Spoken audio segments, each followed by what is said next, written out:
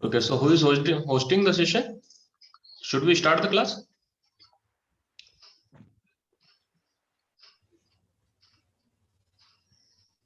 Hello, good morning, sir. Yes, sir. Very good morning, sir. Yeah, good morning, good morning. So, is Sangeeta there? Who is there from Talented?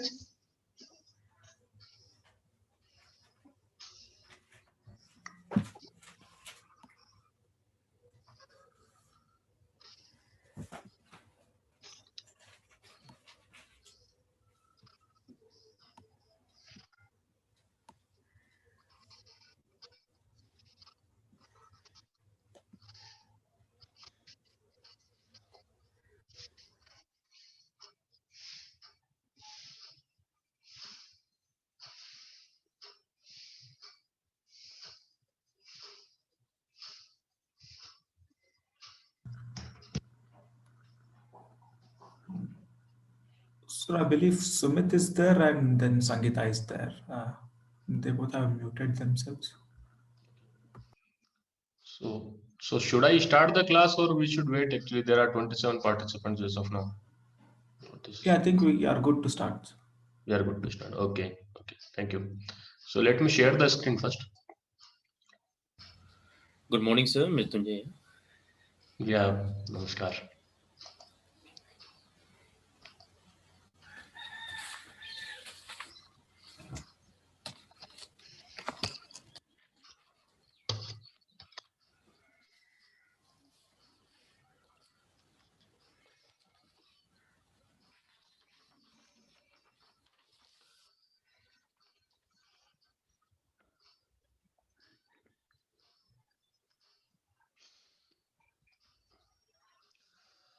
Okay, so good morning to all. I hope my slides are visible to everyone. Yes, sir. Yes, sir. Good morning, sir. Yeah, good morning. Thank you so much. So, welcome to this particular course. First of all, this is the first introduction that we are having, and I am definitely going to cover this particular portion, probability and statistics, which is a part of your course. We are offering it from the CSTCP IIIT with the help of Talented. So all the thanks to Talented people, they are managing it very well. I am really happy to have it. And I am a chairperson of the CSTCP as well. So I am monitoring the progress of this particular course, and I am happy with the way the course is going on. So returning to this particular topic, probability and statistics, let me begin with giving you two quotes and two books as a recommended book.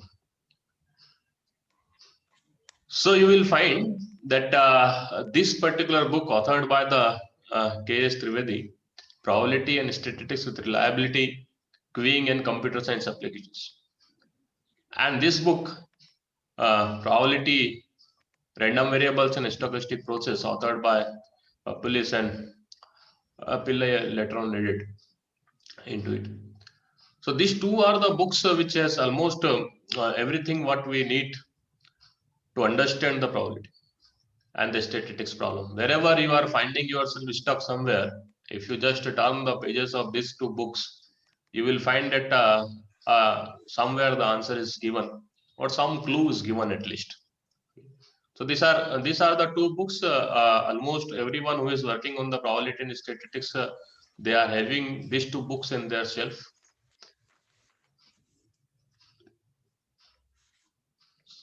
Now let us have a look at this particular quote.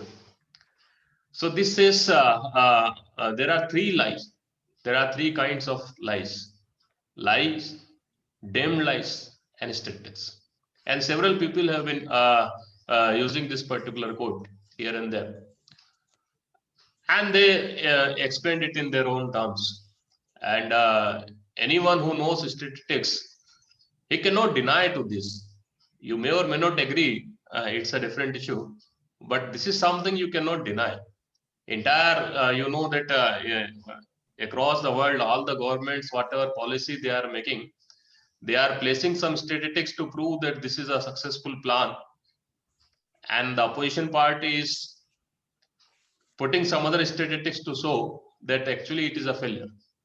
So this is the importance and significance of statistics, why one should learn it, because it gives you support in creating the argument, support, logical support, mathematical support. So this is very, very important to learn and understand this particular topic, because whatever you think, you will find that there exists some statistical way by which you can avail some support to your logic. And then this is also very, very important.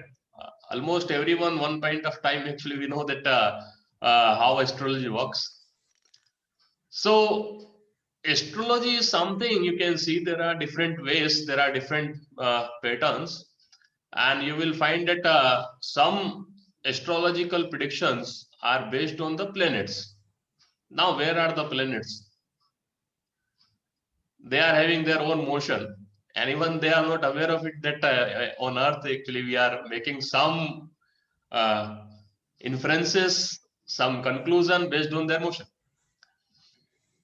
So astrology is something, there are different ways. Some people are drawing the card, some people are doing something based on the numerology or something. So in the statistics, we are doing something similar. There are some data somewhere, something is going on, which may or may not be directly related, but statistics principles gives me some ways by which I can draw some inferences. And sometimes it has been observed that actually it is found that these conclusions are useful in one way or other. Something same with the astrology. Okay, you may or may not believe it's a different issue because it is totally strange and there is no as such scientific finding as on date. But if you see the successful astrologers, and if you just see their predictions, you will find that in the statistical sense, they are having more predictions which are correct. And yes, there are some predictions which are incorrect. And this is the beauty of statistics. We are considering both the things. And we are saying, okay, this much is the success and this much is the failure, and we are analyzing the system accordingly. So this is something very, very important to learn, and it wake up our mind. Somewhere this should go on, and this requires for the proper understanding of this particular subject. You must know that statistics is a tool, and definitely probability is a very, very important integral part of statistics. It gives mathematical foundation to the randomness. This is very important. We will come to this particular topic. So statistics is something we must learn because it is used almost everywhere. As I said, you may or may not have some logical connection between two different quantities, but if you know the probability and statistics, then you can add value to these two observations. You can interrelate these two different observations in one way or other. So probability and statistics is a tool which is used almost everywhere. You can see that you can think of anything, and I can tell you a way how statistics or probability theory can be applied there. So for an example, if I say that if you are at the government and you want to have some policy making, we used to have a planning commission and we used to have the 5-year plans and so. So what was the process? We are collecting some data, because ultimately if we are required to plan something, then we know that what is the current status. So for any successful policy, we have to have a survey, and then based on that survey, data collection is being done, and that data is analyzed using this probability and statistics principles, and then government makes policies. For an example, if I go back long back around 1835 or so, then Britishers were ruling India, and they conducted one particular survey that what is the literacy status in India. So across the country, there was a huge exercise, and when data is coming to the British government, it was astonishing. They found that actually in every small village there is a school, and the education is going on there. So this is a huge information. British government was wondering that why everyone is talking at such a higher knowledgeable level. He does not have any understanding of different things, but when he talks, his thoughts are so much mature. So they conducted a survey, and then they make their policy that if they have to rule the country, then they have to destroy this education. And then we have seen that how it happened. They started at that time in 1835. They decided that 1 lakh of financial aid will be given to each and every school, and this is how the entire education system was destroyed. Illiteracy increases, and by the time 1947 the Britishers were leaving, we know that large population of India was uneducated. So this is how it started. They collected some data, they used it for a negative aim, and they have done it. So similarly, what is the utility of the data? What I was saying, this is up to you. So this is a tool where a lot of intelligence is required. If you are intelligently using the data, you can always make a policy which in longer run fulfill your desire. Your desire may be positive, it may be negative. It's a difference. So I have given you one example of the negative desire, and they have fulfilled it. And we know a lot number of things, a lot number of schemes. For an example, Manrega is a great success. Okay.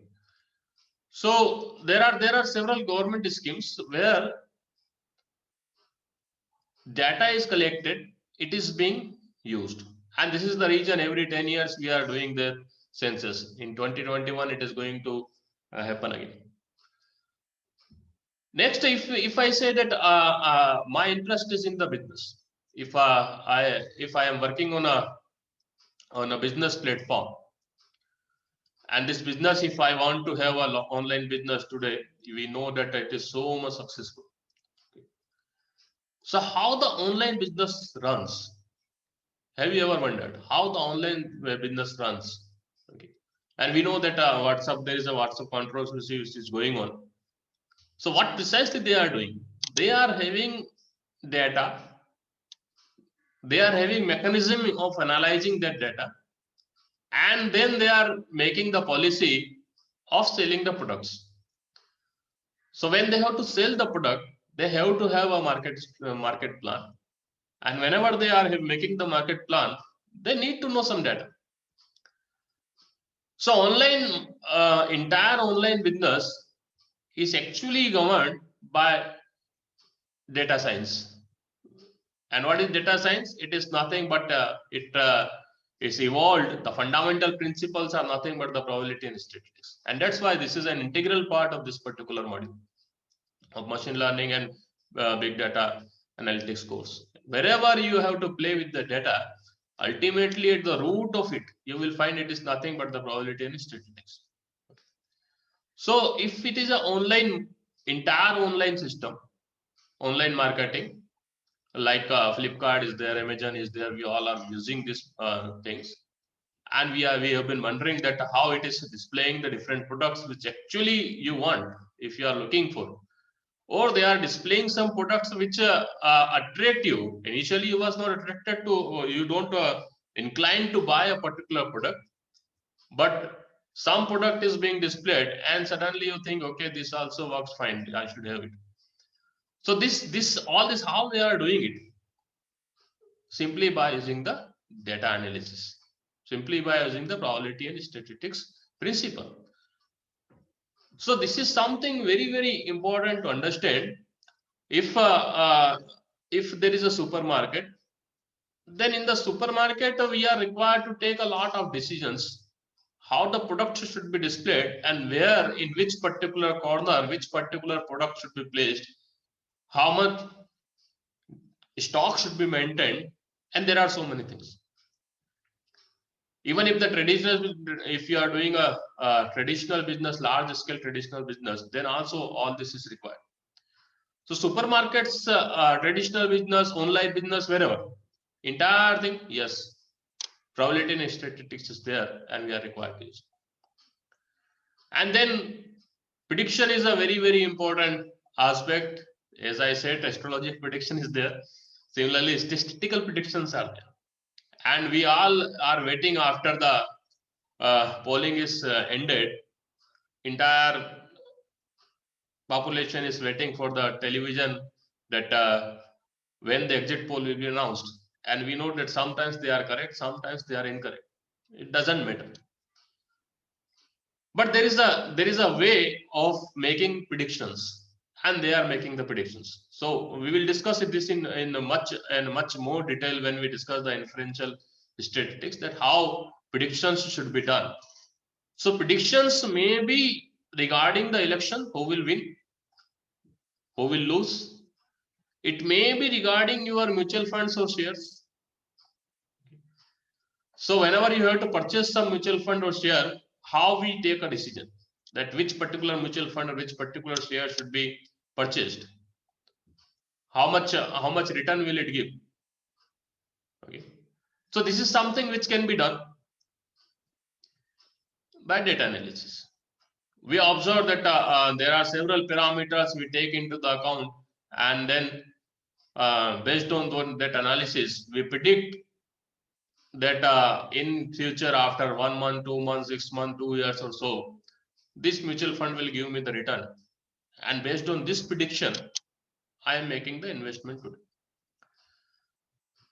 So knowingly or unknowingly, everyone is doing this prediction using the statistics only.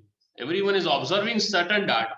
And yes, definitely different persons are using different data associated with the mutual funds. Different experts who are suggesting something, you may just attend some talks and you will find that different experts are giving us different data, different views, different interpretations, and then they are saying that because of this should be done.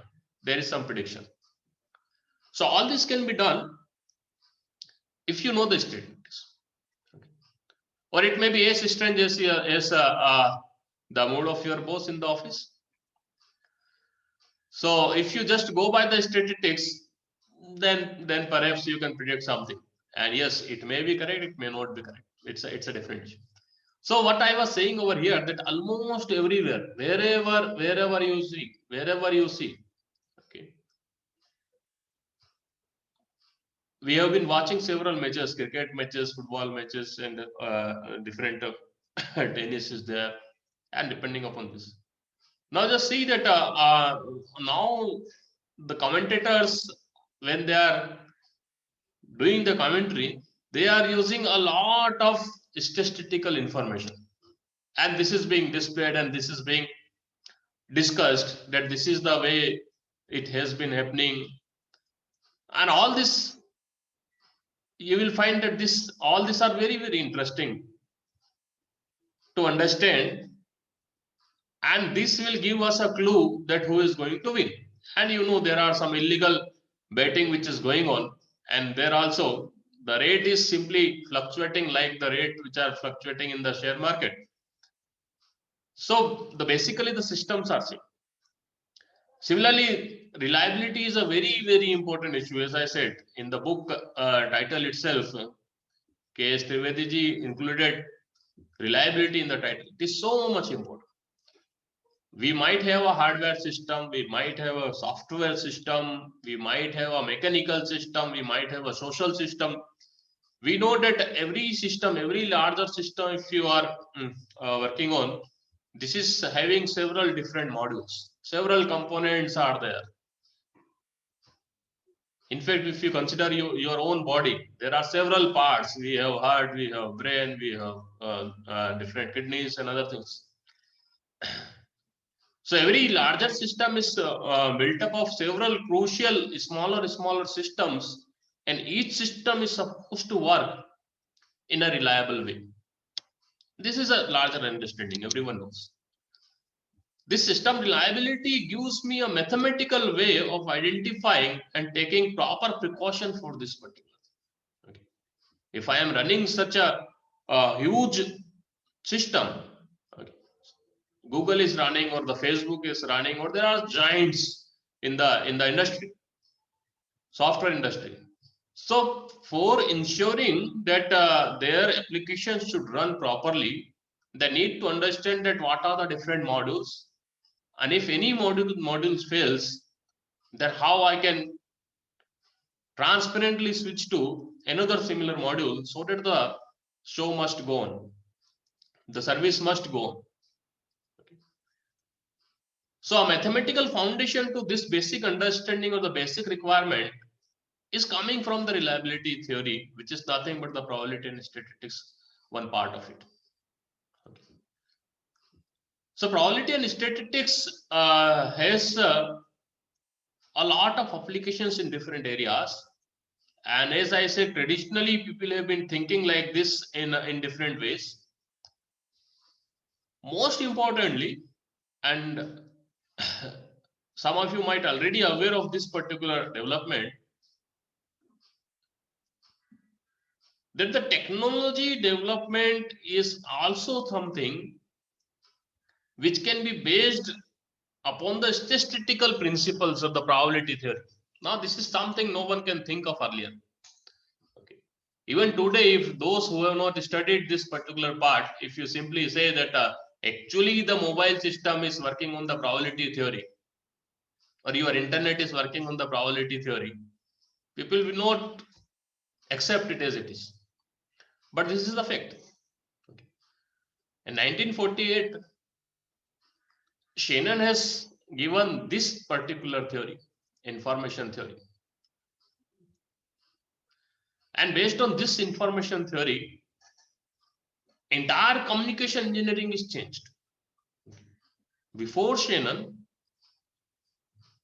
the mechanism of drawing the communication system was different. And after Shannon's information theory, the principles of designing the communication system are completely changed. And over the time, it evolves from that particular communication system design to a larger domain, what we are now calling the information technology. So it has become a superset of many technologies. Ultimately, it evolved a little later, but ultimately it has been identified that the information technology is actually at the umbrella technology, and several things comes inside this particular umbrella. So several streams are there which emerged from this information technology theory, and which are in use. So in this particular course, I am not going to talk much about this. In fact, after this we are not going to talk. But yes, all these three parts we are going to talk about. So let me very briefly give you an introduction to this contribution of the Shannon, so that you can have a larger understanding that what has been changed, how the probability is governing the system. Okay. So before Shannon, we used to say there is a source where is a message, and this message is supposed to be transmitted to the destination. So there are two messages. Suppose M0 is there and M1 is there.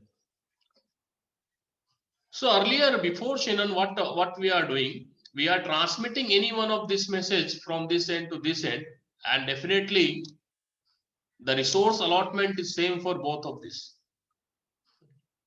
Then Shannon come up with the argument that actually these messages are happening with the different probabilities. So if they are happening with the different probabilities, then actually they are carrying different amount of information, and because of this,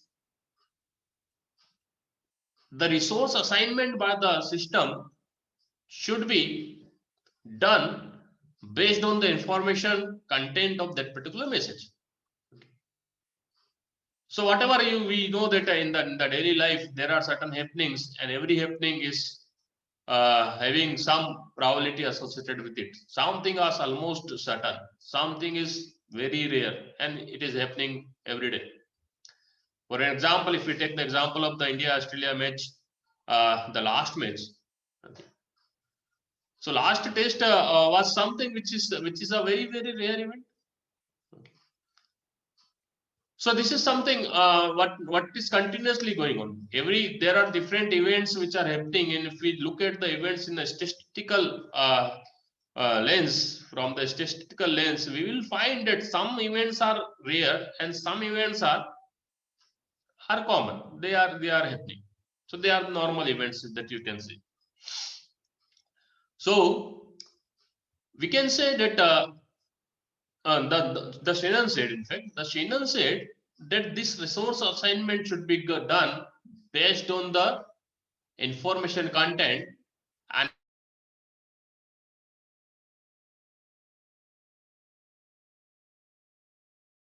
one particular mathematical expression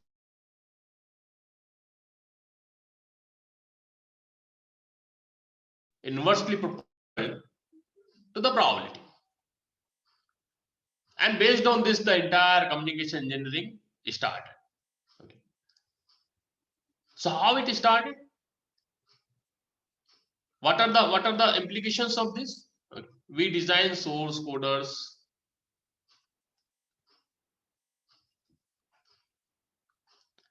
So what is the ultimate purpose of the source coder? It compresses the data that we are transmitting. So this is something how we are able to compress the data because of the probability theory. This is the only point what I want to make. Otherwise, it's an entire different theory. We are not going into deep into this particular aspect. But yes, if sometimes someone is interested, we can discuss. So branches of the probability and statistics, if I have to explore, then I can definitely say that there is a descriptive statistics and there is an inferential statistics. Descriptive statistics means I have the data, entire data, huge data. Suppose census data. We are collecting a lot of data, a lot of information from 1.3 billion persons, and we are putting it on the to the disposal of Niti Aayog. So from this huge data, whenever they have to make the policy, they need to analyze the data. This huge data you cannot directly work upon. So you have to develop some descriptive features. You need to derive some descriptive features out of this data. Some parameters which define the characteristics of this data, and accordingly you can make the policies.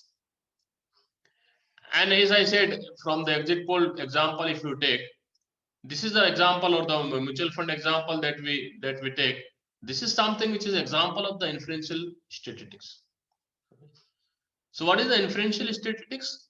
We do not have the entire data. We have very small sample. For an example, if you see the exit poll, the company which is predicting or which is giving the result for the exit poll, they have not consulted each and every voter who has counted the vote. They have taken some samples. So this is the entire population who has voted.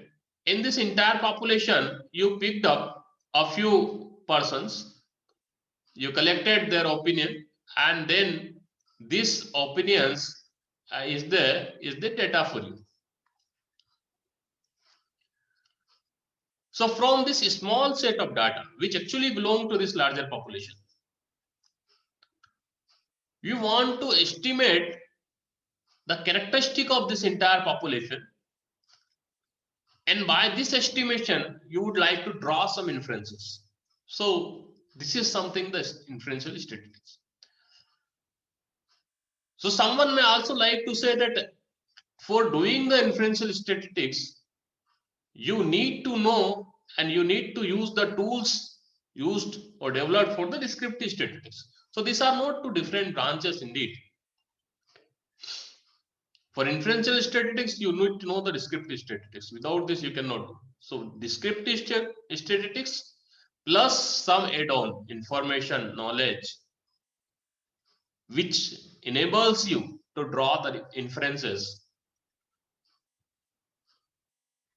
And this adds value to your decisions. So in this entire course, you will find in the machine learning what precisely we are doing.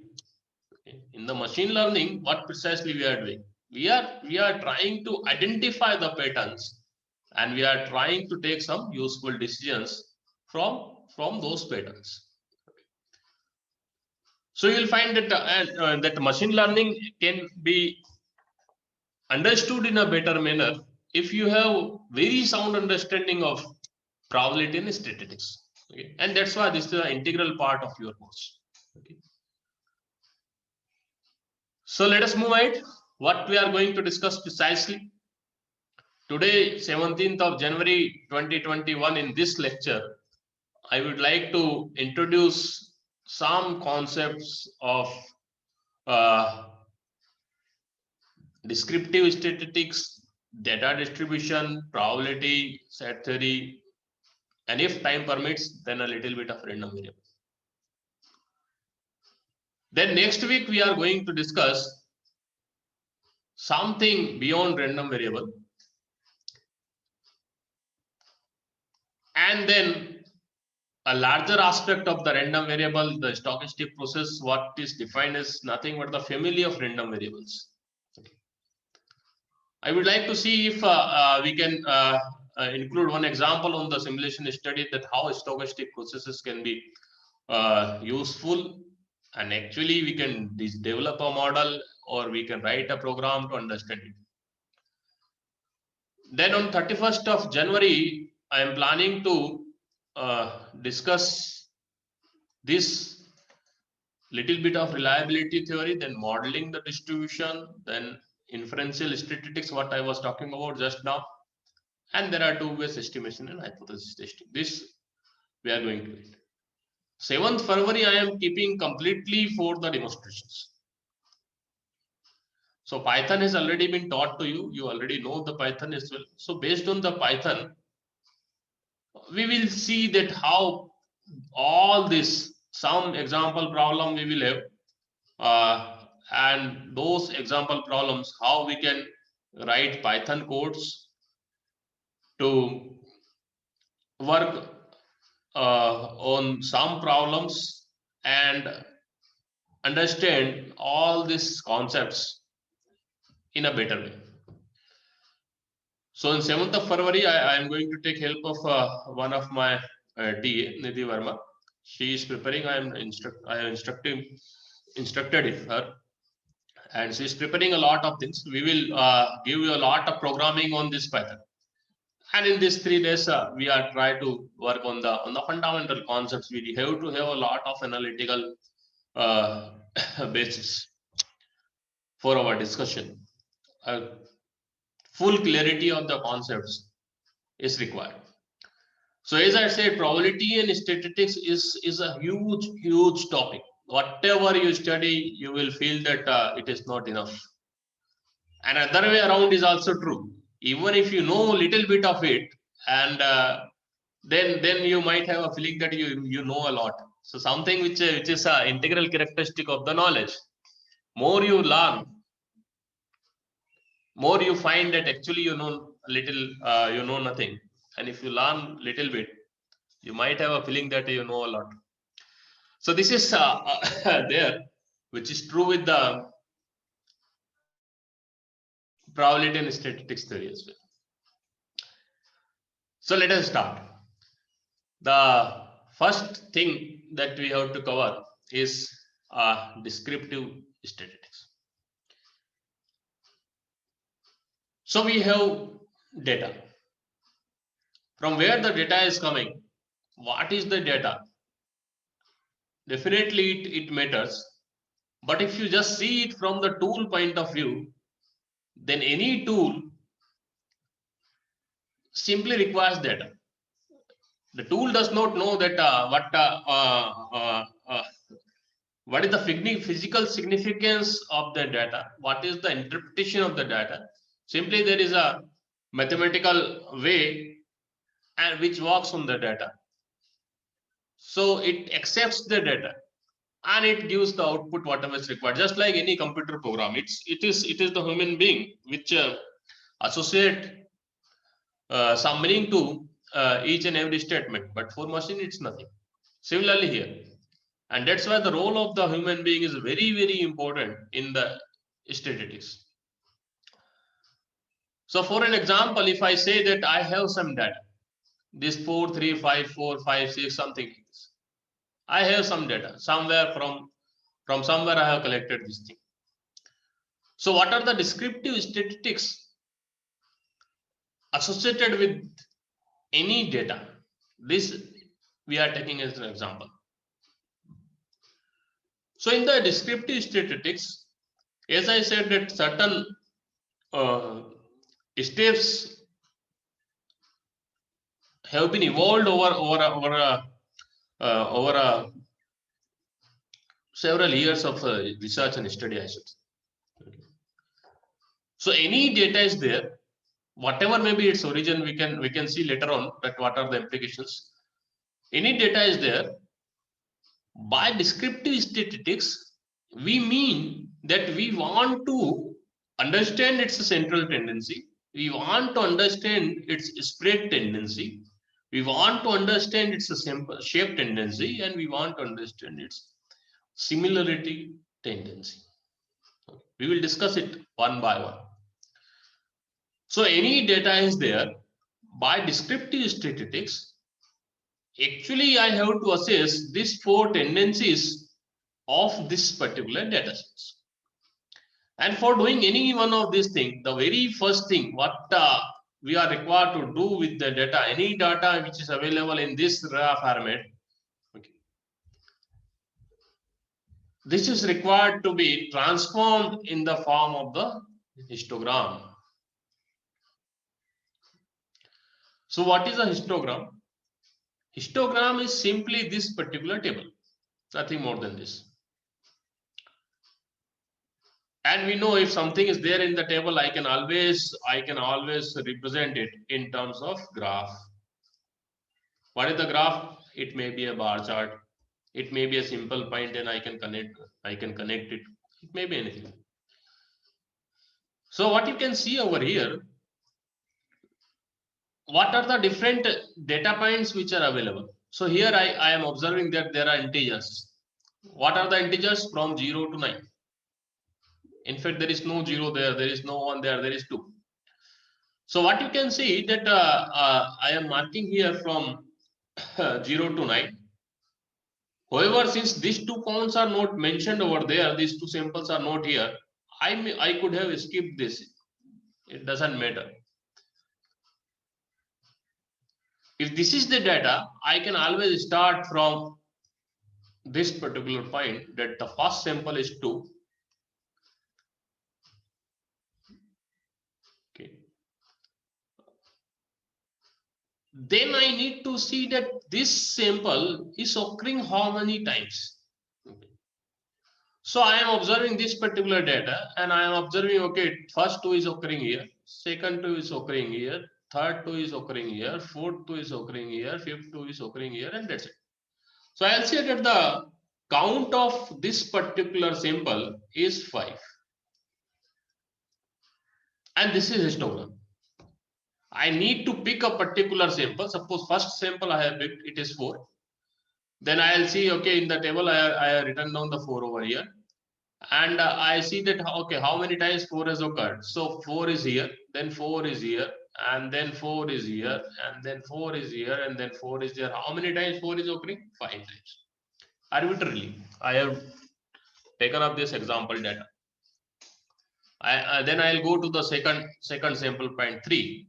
So 3 I am writing here, And how many times 3 is occurring? So 1, 2, and 3. So 3 times it is occurring, and so on. So you can see over here that any data set is given to you. You are required to enter the sample point itself and then its frequency of occurrence. Okay. So this count, you can also say that this is nothing but the frequency of occurrence. Frequency of occurrence of this particular data points.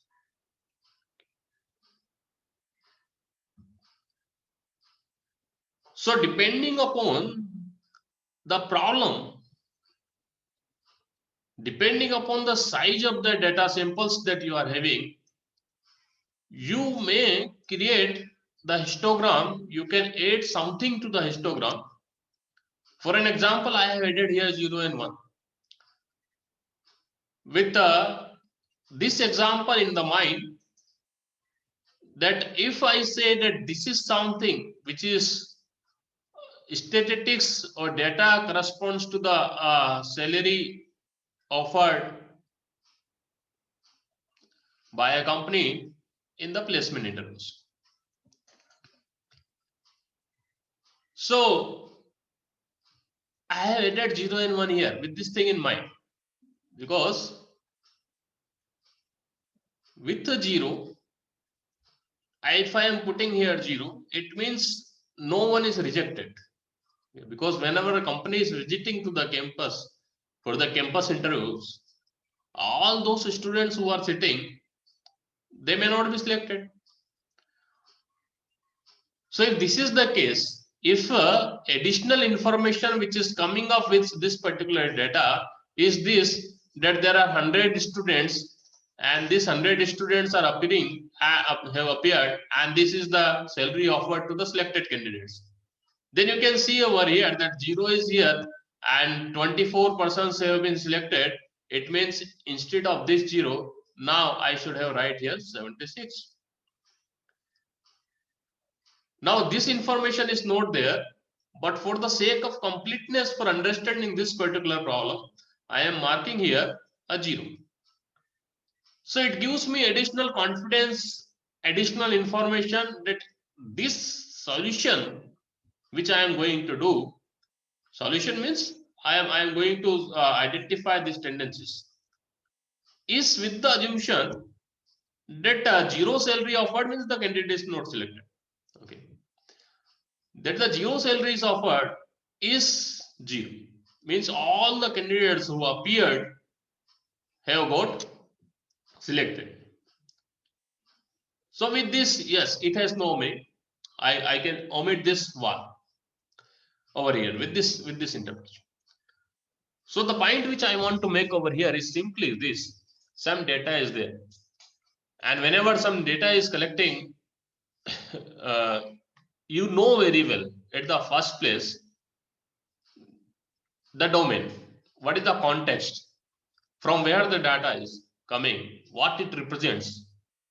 Then while making the histogram, you may like to add some samples which gives completeness to your understanding, or at least to the data which is there. So this is something new I am talking to you. As I said, a lot of books are there, a lot of articles are there, and whenever you read, you will find that different persons are talking differently based on their experiences.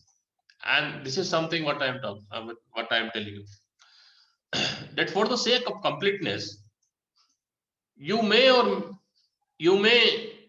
include some sample points in the histogram which is not there in the books.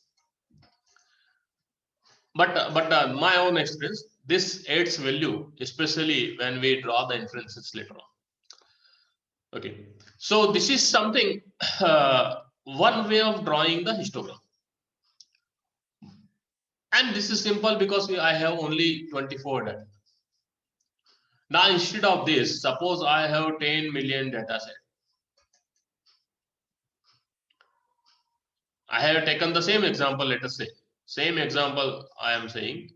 In a particular year, I have surveyed all the IITs, IIITs, NITs, all other private colleges, and I am observing simply that how much salary is offered to different students. Just think of it, how much data is there. Then in this particular data, if I go for making this histogram, then probably it will become huge. So in the statistics, actually, we work in both ways. When we are having scarcity of data, we are trying to create more similar data for better understanding.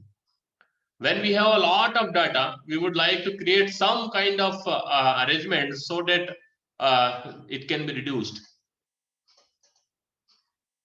So it may start with the histogram. So instead of creating here the samples, individual samples, I can always create a range. So I'll say that from 0 to suppose 2. Okay. From 0 to 2. 2 means, since I am talking about the salary, I can say okay, it is in lakhs. So from 0 to 2 lakh, the salary offered, how many candidates are here? So then from here I can say okay, 0, 1, 2, all these are together. So I'll write here 5. Then in this column I'll write okay, from 3 to 4. The size should be same. Then 3 to 4 there are 8 candidates, so I'll write here overhead, and so on. So what the histogram is?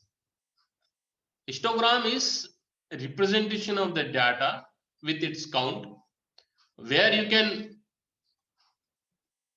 represent the individual samples with its count if you are comfortable. If you want to group, well and good, you can do it. So you can group that, okay, instead of individual sample, I can group it from 0 to 2. Why 0 to 2? Nothing, just depending upon your choice. One may make it 0 to 5, 0 to 10, 0 to 100, whatever it may be. Whatever you feel good about it. Okay. Because if you make the too wide column over here, if the variation is too much over here, then actually you are losing some fine information. And this over the time you can understand and learn this particular aspect. That given some data, what should be the group size in which it can be clubbed. So this is about the histogram. This is only about the representation of the data.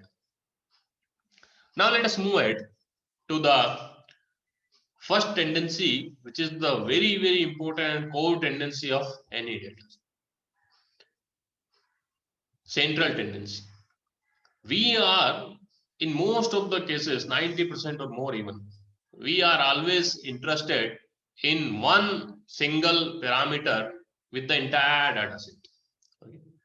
So what is the central tendency? Central tendency gives me only one data, one parameter.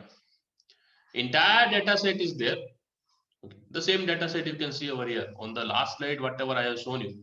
Same data. This data, which I have represented as this particular table. Same data I am representing over here. The only difference is now this one is sorted. So sorted, so 2 is coming 5 times first, then 3 is coming 3 times. As you can see here, 2 is coming 5 times, 3 is coming 3 times, and so on. So data is same, exactly same. Total count is 24. There are 24 samples. And if you add all these things, 2 plus 2 plus 2 plus 3, you will find that total sum is 130. So it is the same data. Central tendency, as I said, central tendency says that there should be one figure, only one figure, which represents this particular data.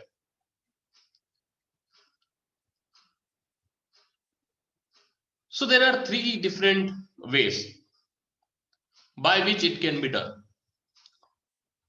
And depending upon the context, as I said over here, depending upon the context, and depending upon, yes, the data is homogeneous or not, this is also very, very important. So depending upon certain constraints, some additional things, one of these seems more useful. And yes, depending upon your aim as well, what exactly you want to extract out of this particular data, what kind of decision that you want to make. Depending upon this thing, you need to see that which of these parameters is more useful. But all of these three parameters are actually representing central tendency. Central tendency means, on an average, what is one particular central value which represents the data, truly represents the data. So first of this is the sample mean. Sample mean is most widely used parameter. Even in the day-to-day work, we are using this particular thing very frequently, and we are calling it average. So many times we are saying on an average, what is the growth of a particular mutual fund, or on an average, what is the score of the class, what is the average salary of what is the average salary offered by a particular company while visiting your campus, and so on. Several things. We are not interested in the entire data set, because you cannot work on this. You have to make some decision, and for making this decision, you are asking for the average value with this understanding that this is just a notion. The actual data may be here and there. There may be different numbers associated with this average. So actual value, actual parameter may be different from the average. This everyone knows. But yes, on an average, it represents the entire class. This is the central tendency. So what does the sample mean? It is sum of all observations. That is 113 over here, divided by total number of observations. That is 24 here.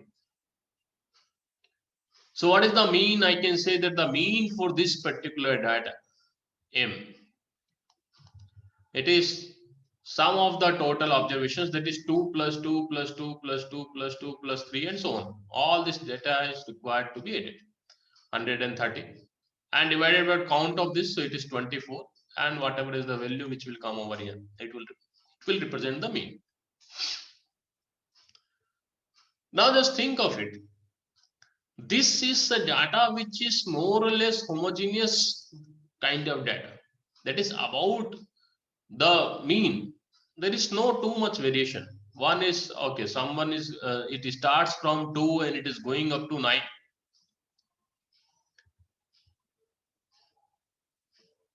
But if I say, suppose we take up the same example, and if I say, okay, the some two data points are here, or which are supposed 55 and 57, or okay, 57 or some 65 or so.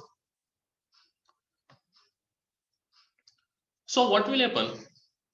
There are so many data points, 24 data points to be here, and there are only 1, 2 or 3 data points which are significantly away from the other data sets. Okay. So I can say that the data is not homogeneous. Okay. So there are two ways of understanding this particular samples in this particular table.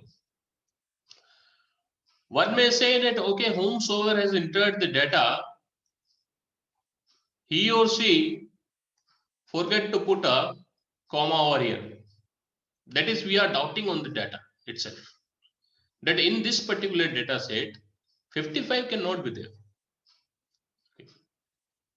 or 57 cannot be there, or 65 cannot be there. So one possible thinking over it is that whomsoever is entering or collecting this particular data, he or she forget to put a comma in between this, and that's why this problem is being created. So we can say that, okay, so we can leave this particular data from the analysis. One way of doing it. That we should leave this particular data. It is non-homogeneous data, and we should leave it. But it may or may not be correct. It may be possible that actually this is valid data. This is valid data. This is valid data. If you are leaving this thing, then actually you are losing something. If it is the correct data, and there is no way by which you can know that what is correct or what is not correct. If you can correct it, well. Now this kind of,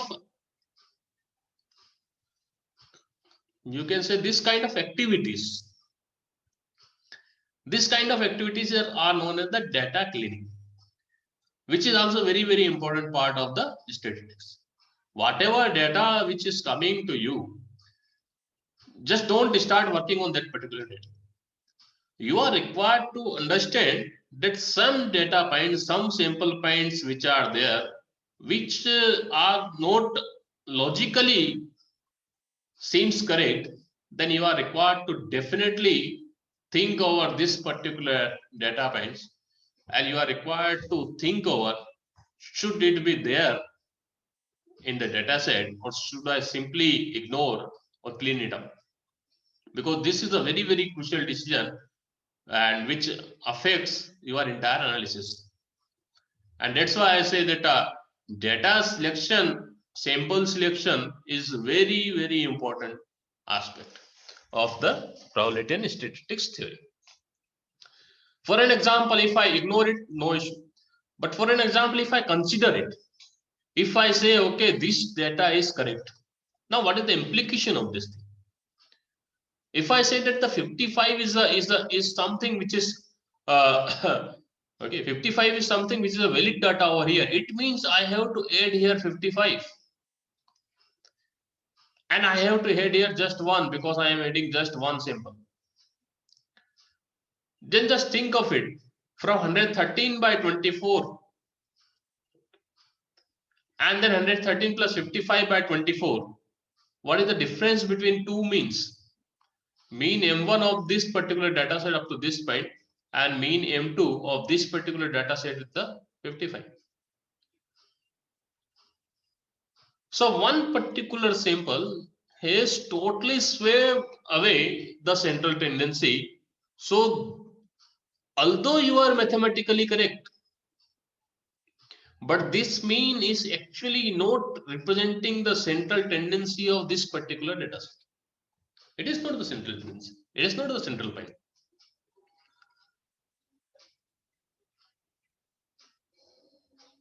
So let us see that what are the other alternatives for identifying the central tendency. So another suggestion which is coming up is the simple median. So what is being suggested? List observations in an increasing order. What I have already done. The observation in the middle of the list is the median. So if I arrange it like this, and I know that there are 24 sample points, then I know that there is a midpoint which is coming somewhere here. So what will I do? I'll take both the samples, this sample and this sample, the closest samples to this midline, because this is an even number. If this would have been an odd number, then definitely I can go for the middle one should be a sample, because on this side there is an even number, on this side there is an even number of samples. So what I can see over here, that one sample is this, another sample is this. So median says if there is a even number of samples, then the average of these two samples, that is 4 plus 4 divided by 2, so it is equal to 4. So 4 should be the median for this particular sample. Now instead of this, if there have been just 23, that is odd number of sample, then I would have directly landed to this particular sample. So from this point, number of samples to this end and number of samples in this direction are same. So this point itself is the median. So this is also nothing but it is also 4. So what you can see that there is one difference between mean and median. If there is a median, if you are using the median, then individual scores of the samples cannot overshadow the number of samples, because number of samples matters. In fact, if you are a student of science and we are doing the experiments in the lab, chemistry experiments or physics experiments or so, whatever are the outlying observations, we discard those observations saying that these are the experimental errors. Whatever are the homogeneous, something may be here and there, but the samples should be, only those samples should be considered, and then we take the average of this. So something similar is going on over here in the statistics. Precisely, that is also statistics only. So in the statistics, since 24 observations are saying that it should be between 2 to 9, and one observation saying it is 55.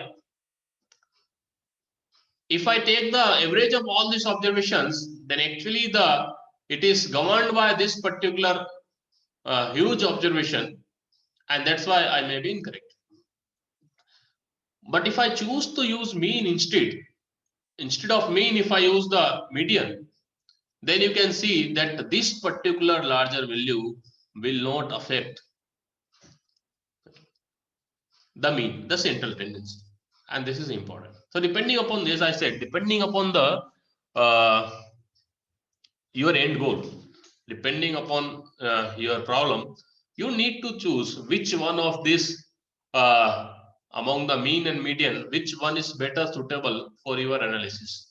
And that's why I said there are certain tools in the statistics, there are certain ways, there are certain definitions associated with different parameters. Nothing is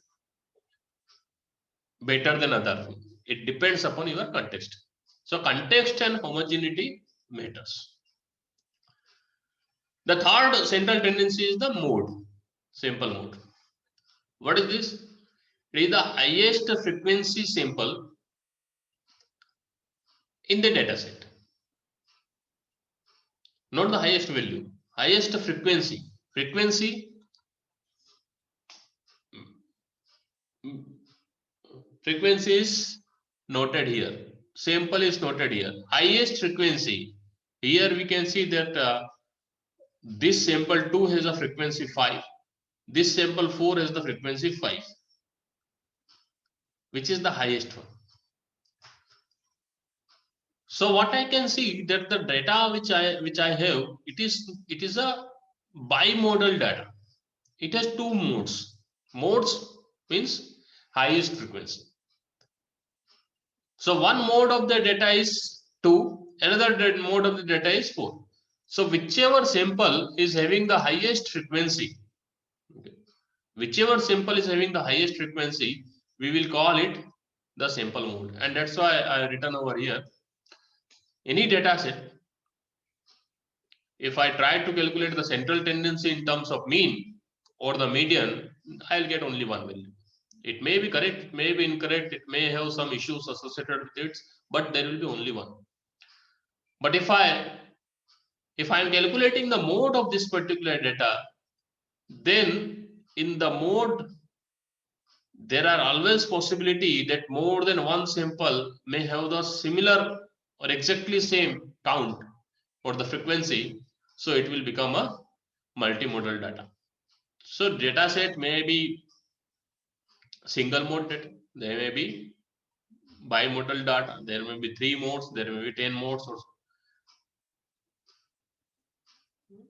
The important part is all of these values must be equal. Otherwise, if any one of this is higher, then definitely it will become mode and all other will be ruled out.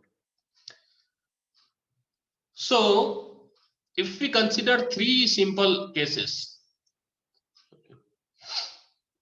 if I say that this data is representing, suppose, the salary in law offered by a company to various students in the campus placement, the same example which we are saying, well and good, the average is a good one. if I say that this is same, it is still salary, and add 2 more samples 99, 97 over here, okay, then it may be correct. It is a matter of fact. We can verify that actually company has offered it or not. So we can again go for the sample average, or we can go for the median as well, because now the data is not homogeneous, it is highly skewed. I am coming to this particular point, skewing the data. Then if I say that this data is actually representing the routine number or the function number or the or the submodule number which I am calling in a program, I have a huge software, and we know that in the how the large softwares are being developed, we create individual modules here and there. We object oriented programming concept is there. So if I say that there is a program, main program, this is calling the modules ranging from number 2 to 9. Number 2 is a module, number 9 is a module, number 3 is a module, number 4 is a module. In which sequence the modules are being called? This is the data of this sequence. Okay. So just think of it. Data is same. I am not changing the data. Data is same. But when I change the notion associated with the data, then everything is changed. When I am saying that this is salary in lakhs, I have a different set of mind. I have a different approach of analyzing the data. Now, as soon as I say that this is not the salary, this is simply a number of a module, which I am calling in a program. Now, on an average, if I say on an average which module is called, it is meaningless, because it cannot be a fractional value. Median is meaningless.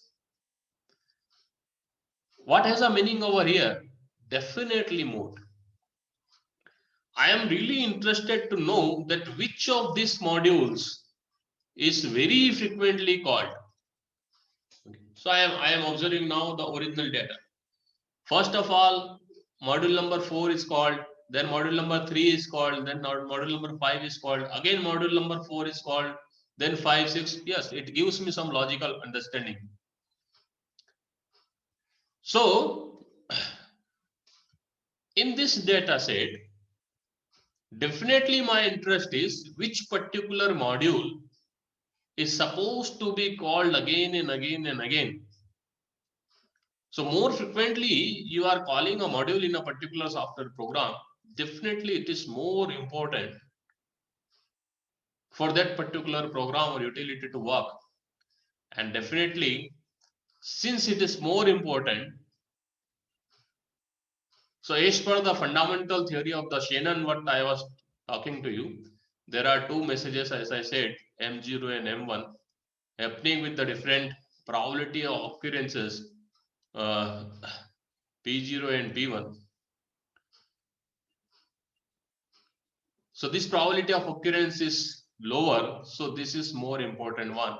And Shannon argued that whatever is more important, more resources, more care should be assigned to that particular message. So same logic is applicable here. Once I have identified that which particular modules are more important, they are frequently being called. Without this, the system cannot be run. Definitely, these are the modules which require proper protection. More reliability should be associated.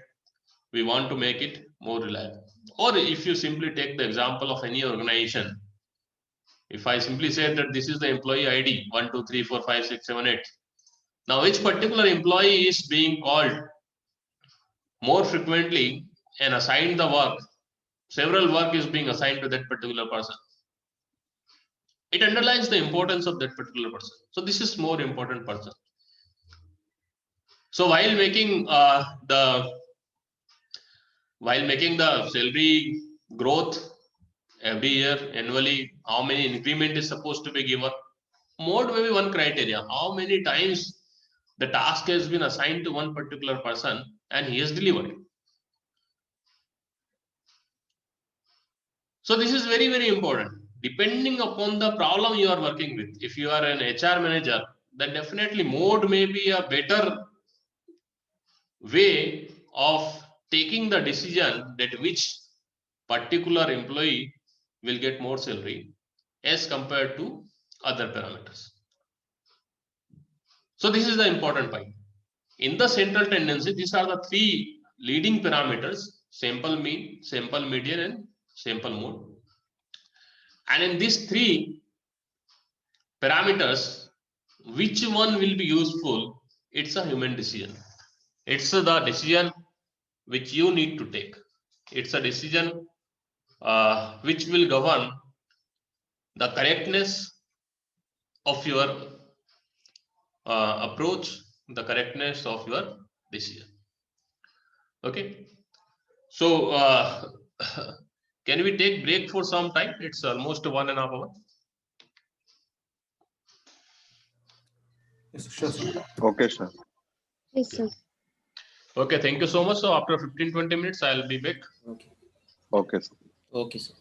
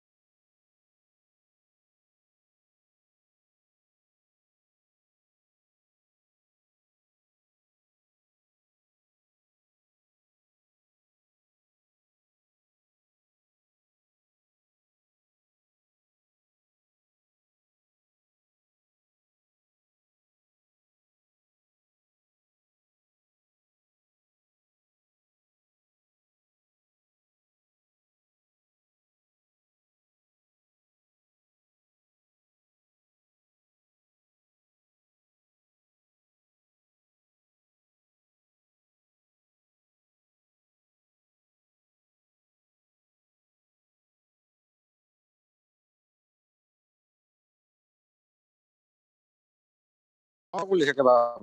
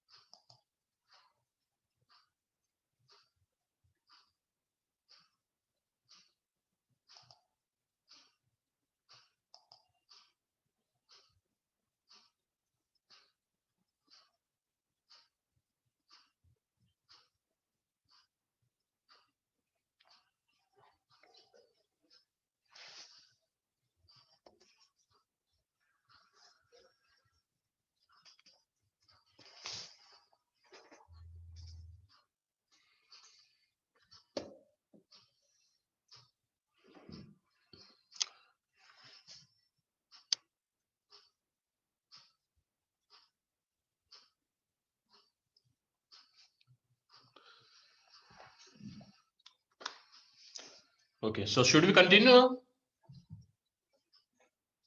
Yes, sir. Yes, sir. Yes, sir. Okay, so welcome back. Continuing the discussion. Next, so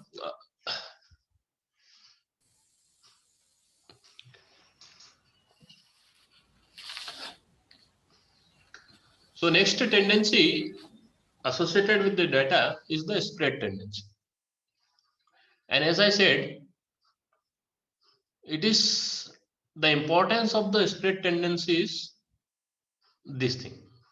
It simply adds value to the central tendency.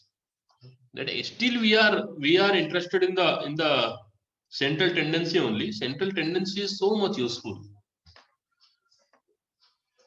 So the importance of the spread tendency is simply giving us a confidence that how robust the central tendency is. For an example, the same data set if I take, I can see here that the minimum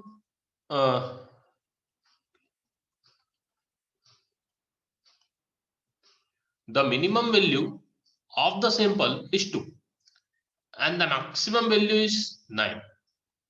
And just now we calculated this mean. It should be something around 4.6 or something like this. So if I define a range that it is from 2 to 9, then I can think over that considering 4.6 as a mean is good enough or not. So this range is giving me a spread tendency. So if I continue with the same example and if I say that something 55 is here, then the range is becoming now 2 to 55. And then accordingly my mean is changed. So the only purpose of the spread tendency is to counter check, to develop the arguments should the mean we have calculated is actually representing the entire data set or not. So this is the importance of the spread tendency. So one spread tendency parameter is range. In some other applications, it may be the quartile, which may be more important because it is an extended one. And what you can see over here, that it is nothing but it is something close to the median point. We have sorted the data, and then we are finding out the middle tendency as per the definition of the median. We are finding out the 1/4 level tendency and 3/4 level tendency. So when I'm calculating the quartile, then I'll identify that precisely there exists a contribution from this particular sample in which particular part. So if 55 is a figure or something like this are the figures which are here, which are in a larger proportion, then definitely this value should have been much different as compared to 7. So I am arranging the data, I am sorting the data, and then in each quarter more or less, I am finding a median kind of thing. So definitely, having said this thing, one thing is very sure that the second the second quarter is nothing but it is the median itself, whatever is the definition of median.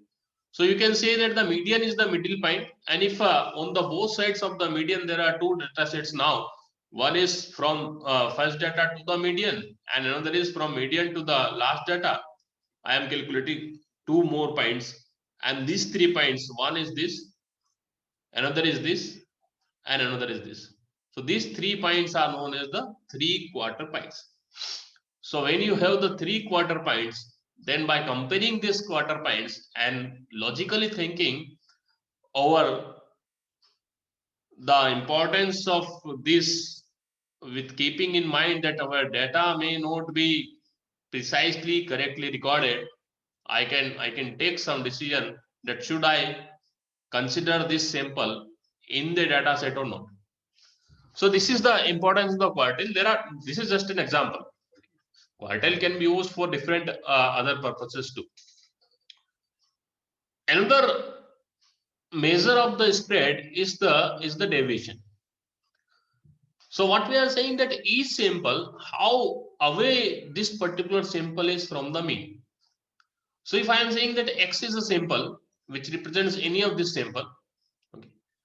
So X is the sample, then X bar, or I can use the same notation. So X is there and M is there.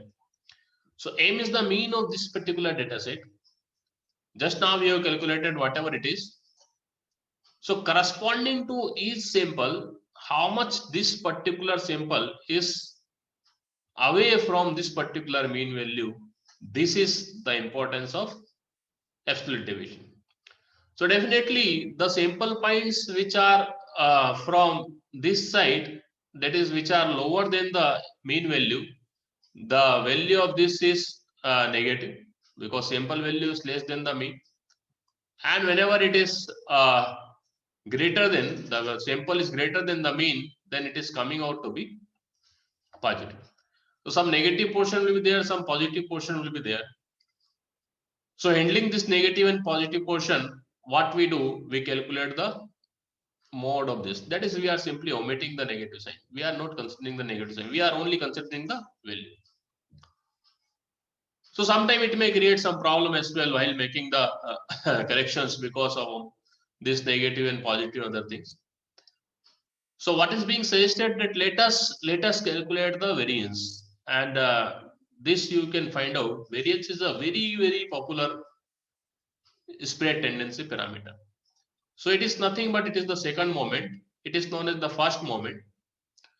So whenever we are calculating the difference of the sample from the mean, we are calling it a moment. First moment means we are directly considering this difference, this deviation. If I calculate the square of this moment, then I'll call it the second moment. So what is the second moment? Second moment is square of this. Now since I am squaring, there is no need of mode, because every negative quantity will become positive quantity. And this is the importance or reason why variance is more popular as compared to the absolute deviation. Or even if you are required to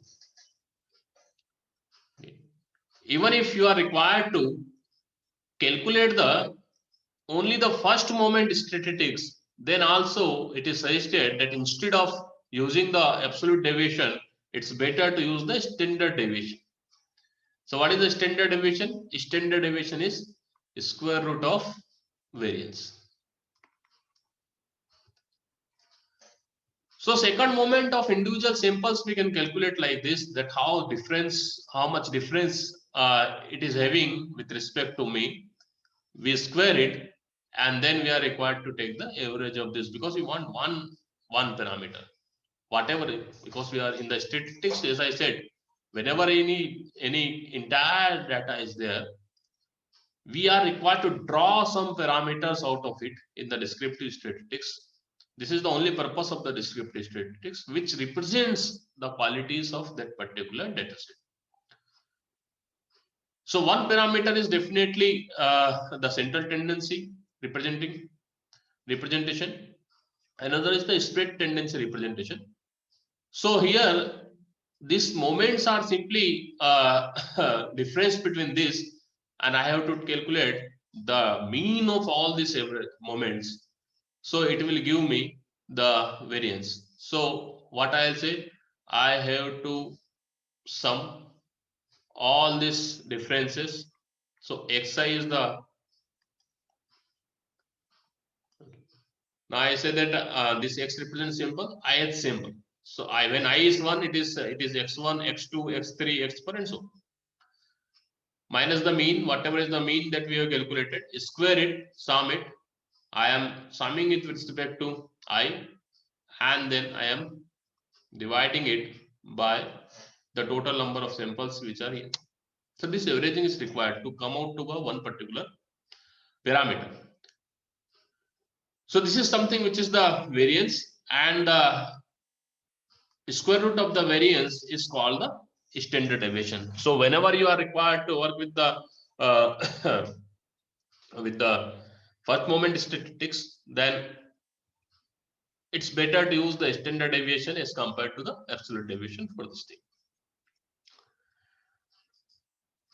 So what is the importance of this? Okay, this I have mentioned over here. If the variance is low, it means there is no much spreading of the data, and that's why when we are calculating the mean of this, then this is more appropriate and more suitable. So if two data sets are given to you, one is having the variance standard deviation sigma 1, another is having the standard deviation sigma 2. If it is suggested that sigma 1 is less than sigma 2, and if it is suggested that mean of both of this is m, both have the same mean, then what is the conclusion that we can draw from here? Or not conclusion, but what is the level of confidence that we can draw from this information? The mean which corresponds to this data set, which has a lower standard deviation, or the variance, if I square it, then it will become variance. So this is more representative of the data set which is a lower variance. This is less representative of the data set which is having the higher variance. So this is the importance of the spread tendency. We are required to calculate, evaluate the variance or the standard deviation or the spread tendency parameter to give support to our argument for our confidence on the mean value. Okay. Now let's move ahead to the shape tendency. Sir, I have one doubt. Yeah. What is the difference between quantiles and quartiles? These Yes. two are same or quartiles and quantiles? Quantize. Quantiles. Quartile and quantize. Yes, sir. Okay. Okay. So quantize I have not introduced. What you understand from this quantize? Sorry, sir. What you understand from this quantize? What is quantize? Sir, I think it's a similar like a quartiles. It's a quarterly based. So I'm just asking, is both are similar or any difference between them? Okay. Okay. So actually, I have not seen it. What is quantize? That's why I was asking for it. Quartile is a So standard. in a Python, It may so be. in a so Yes, in sir. Python there is a function quantile function. Okay. Okay. So as I said that for the Python, actually we will discuss this point in the fourth lecture, where we will develop all these things, and there we will discuss it. Okay. Okay, sir. Yeah. Sir, one more thing could you please give example of that in real life where we can use that variance and standard deviation and all those things? Yes. Certainly. So what I said that in the any data set is given to you. Okay. So in that particular data set, we are looking for one parameter which represents that particular data set. Okay. So as I said that one parameter is coming from the central tendency, and from that particular central tendency, depending upon that particular domain, we have calculated one mean value. Now for giving that particular confidence to that particular mean value, we are using the variance. Now variance is something which, as I said, it is the second moment of this, and okay. So if No, actually I am not here proper. okay, so Arvind is talking to someone else. No issue. So variance is having different implications. Later on, I'll elaborate on this particular point when I introduce the random variable. After this, we will come to the importance of the variance as well, because it is something which is equivalent to power.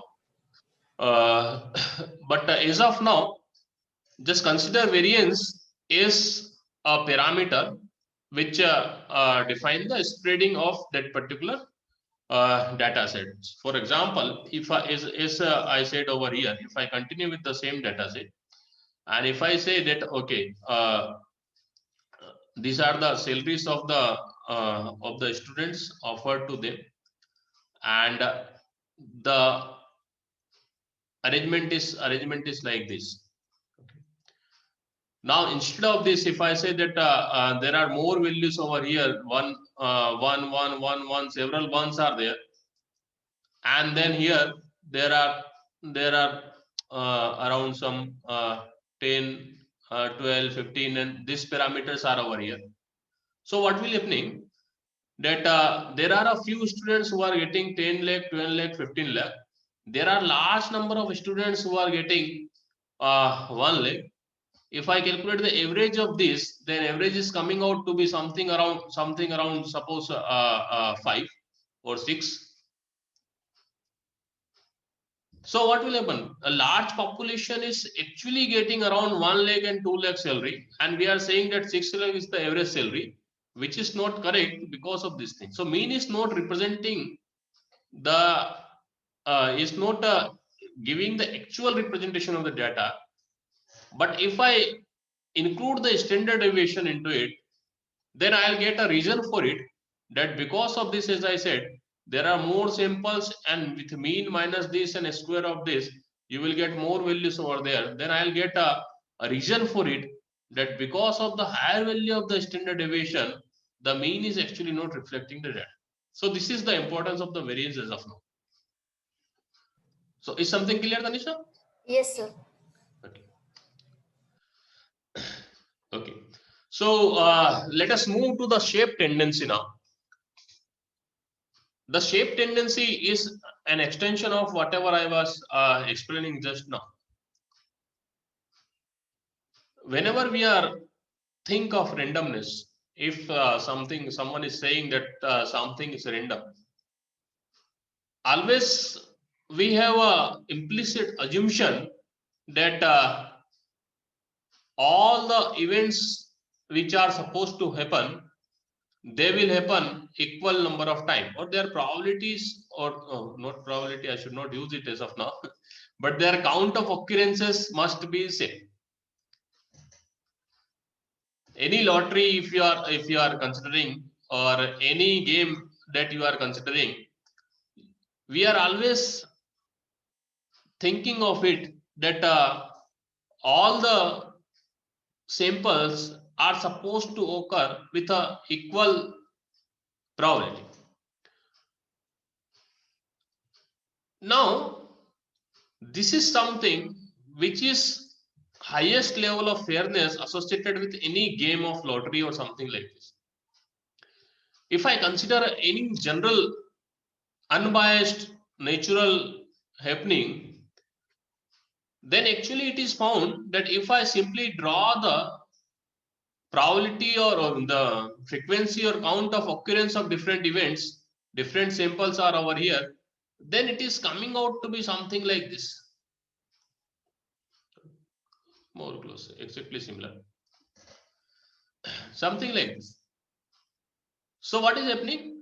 That some events are having more count and some events are having less count. Some samples are occurring more frequently, some samples are occurring less frequently. But still then there is a symmetry over there, and because of this thing, unbiasedness is there. Now, skewness is actually a method of identifying if the data set is biased or unbiased. So biased means it is skewed. You can say that these are more or less synonym in terms of statistics. If I have a huge data set, and if I am plotting a histogram of this huge data set, the huge data set means the a lot of ranges there.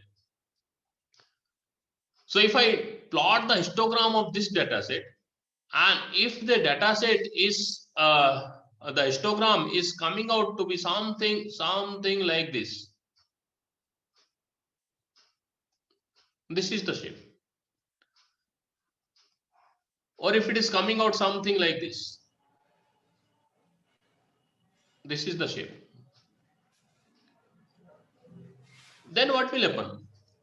I can identify from this that the events which are happening close to this particular region, in this particular region, they are having higher frequency of occurrence.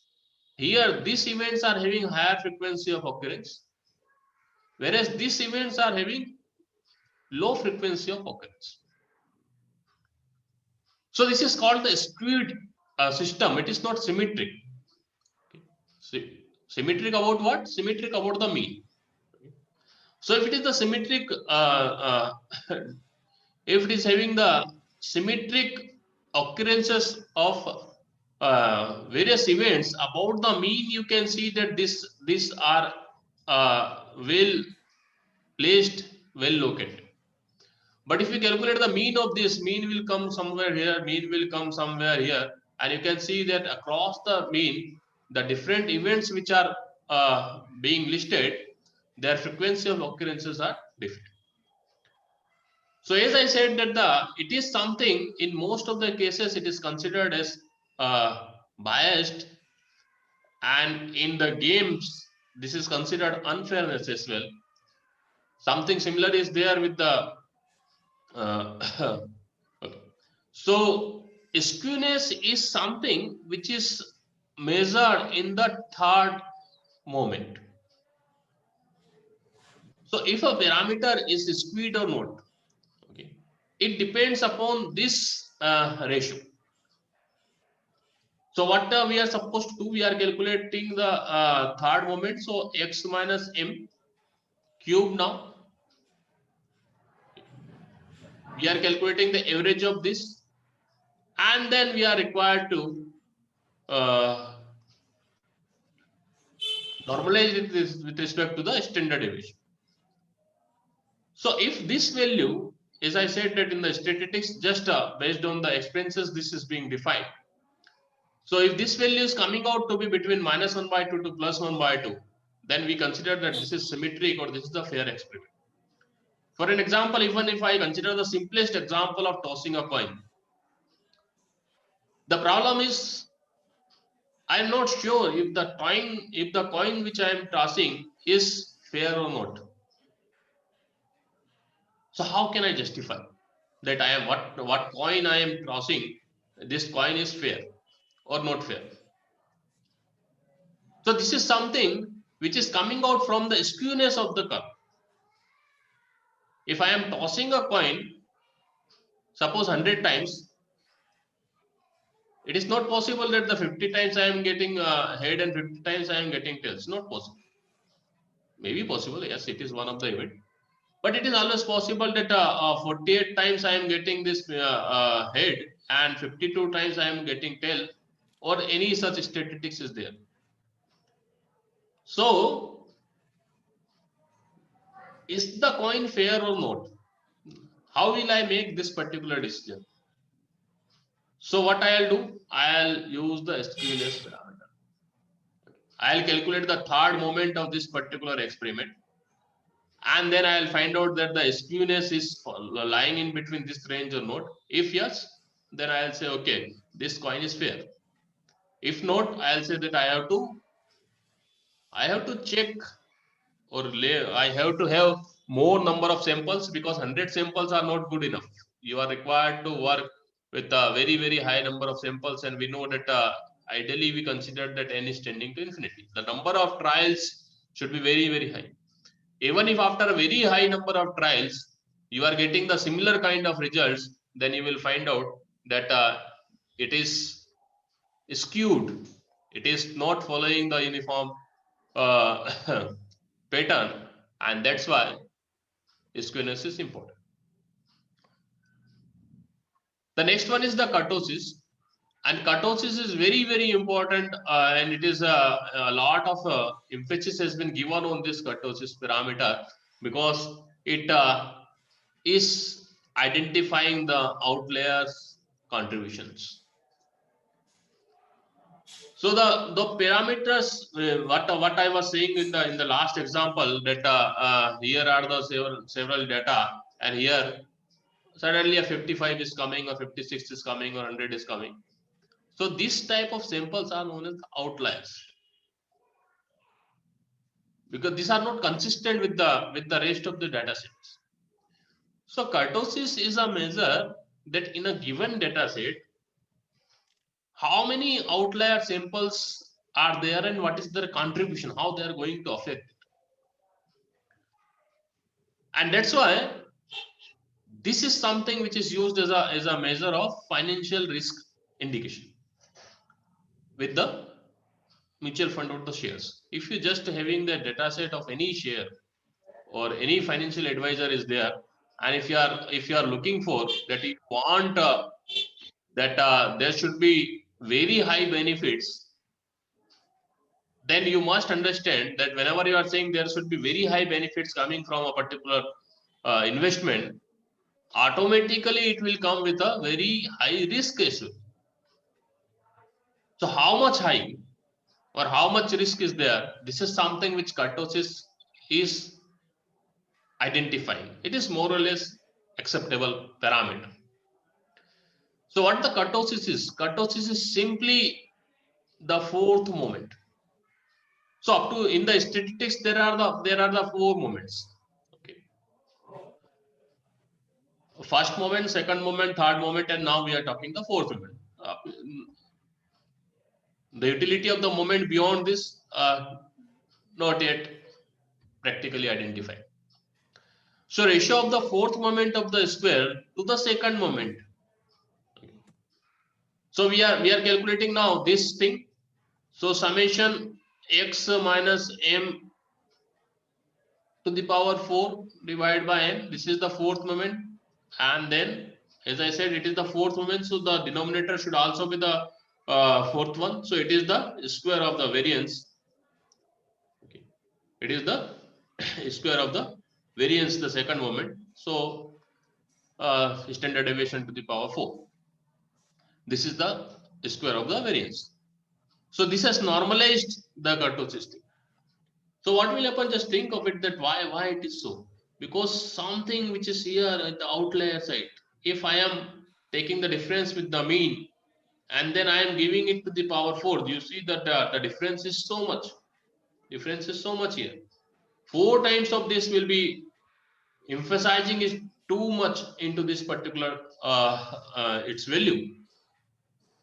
And that's why if this value is very small, very small,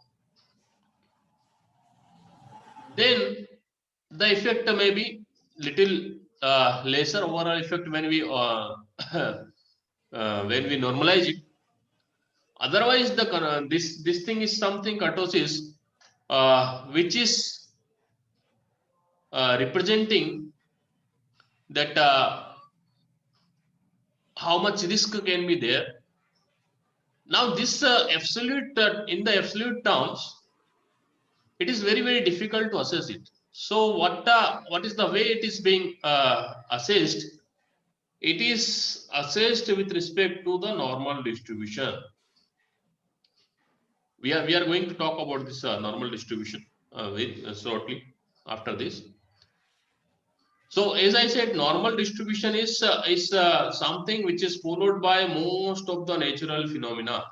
it is something like this, a symmetric curve.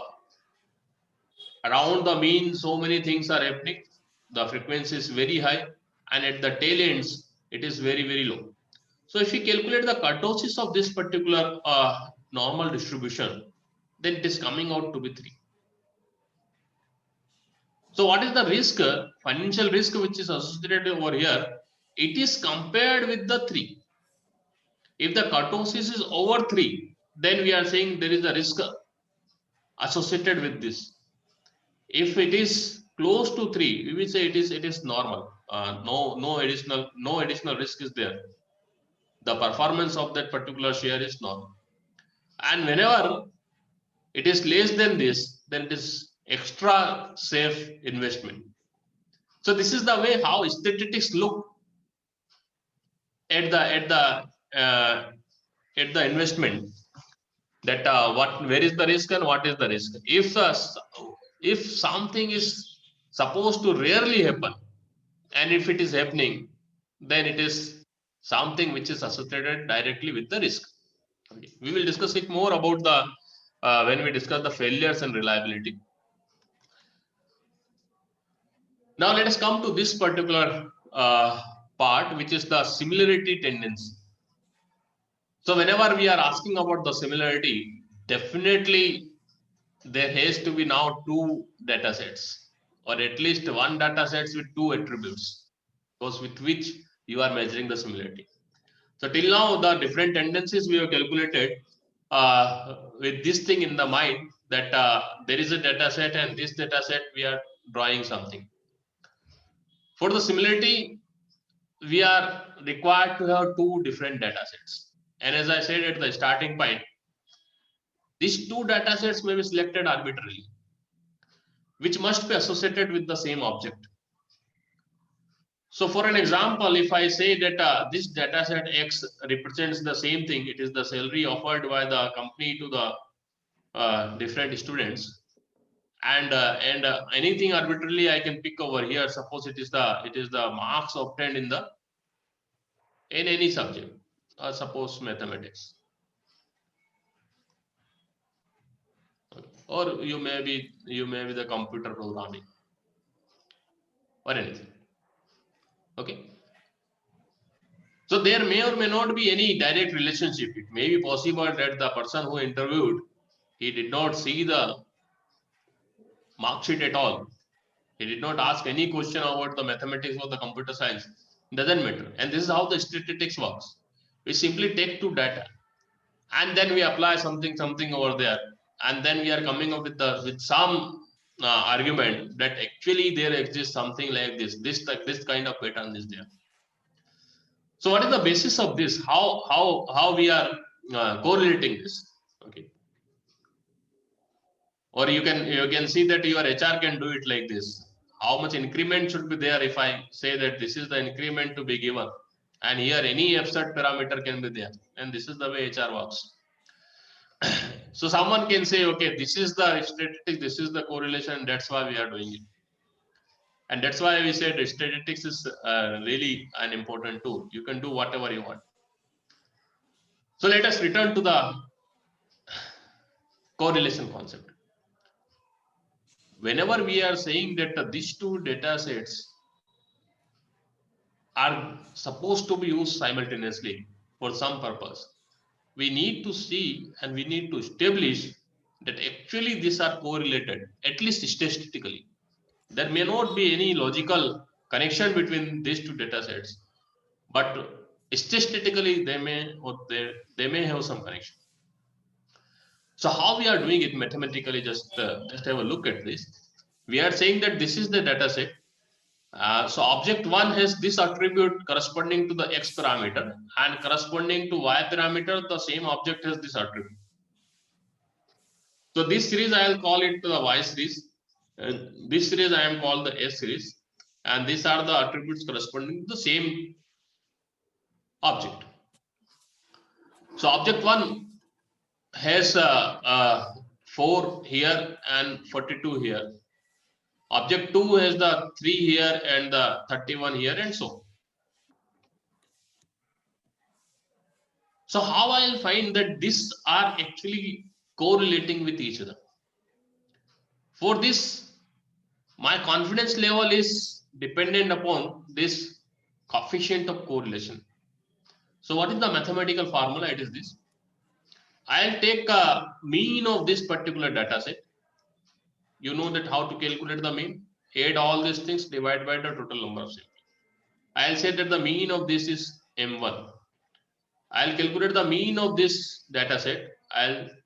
The mean of this is M2. How to calculate mean? 842 plus 31 plus 48 divide by 24. The data sets, the number of entries must be same. And then I'll calculate this particular formula for the coefficient of correlation. First moment, multiplication, and the addition of all these multiplications. And then here, you can see over here, the variances. N1 and Nn will cancel out from here to here. So the first term is there. So x minus m1 is there, y minus m2 is there. And if I calculate all these things, so what will I get? I'll get a single value. That's it. I'll get some numeric value. Suppose I am getting some numerical value, and suppose I am getting it is 0.9. Then what will I say? This coefficient of correlation has been normalized because this is the maximum possibility that can be there. So it has been normalized between plus minus 1. So if it is very, very close to plus 1, I'll say that these are highly correlated. These two data sets are highly correlated. And if it is close to 0, then no correlation. Or I can say that these are independent. So this is a very, very important part. Whenever you are associating two different data sets, can you associate or not associate? As I said, that there may be some absurdity, completely absurdity over here. Okay. One data set is belonging to salary, and suppose another data set, this data set, I'll say that it is the height. So definitely salary is not offered with respect to height. Salary may be offered with respect to logic, with respect to marks. So logically, if I say, I can say that x and y, whenever it is salary and it is here, it is marks, it seems logical to me that there should be some correlation. But if I say here is salary and here is the height, then there appears that there cannot be any correlation over here. But if I calculate the coefficient of correlation, then it will give me same value. And that's why it is very, very important that mathematics is just to support, but actual inference you need to draw, an actual argument you need to build. So it is simply the mathematical calculation between two data sets. So data set X is there, data set Y is there. I am calculating the coefficient of correlation, and it is straightforward. If it is close to 0, I'll say that these two are independent. If it is close to 1, I'll say that it is the data set which is highly correlated, and that's it. Correlation cannot do anything beyond this. If you are required to do something beyond this, then you are required to do regression. In the regression, up to this point, everything seems same. The underlying theory is same. Regression is one step ahead.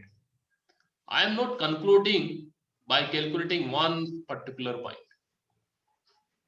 Instead, what I'll do, I'll draw these sample points on this axis. This is the x-axis, this is the y-axis.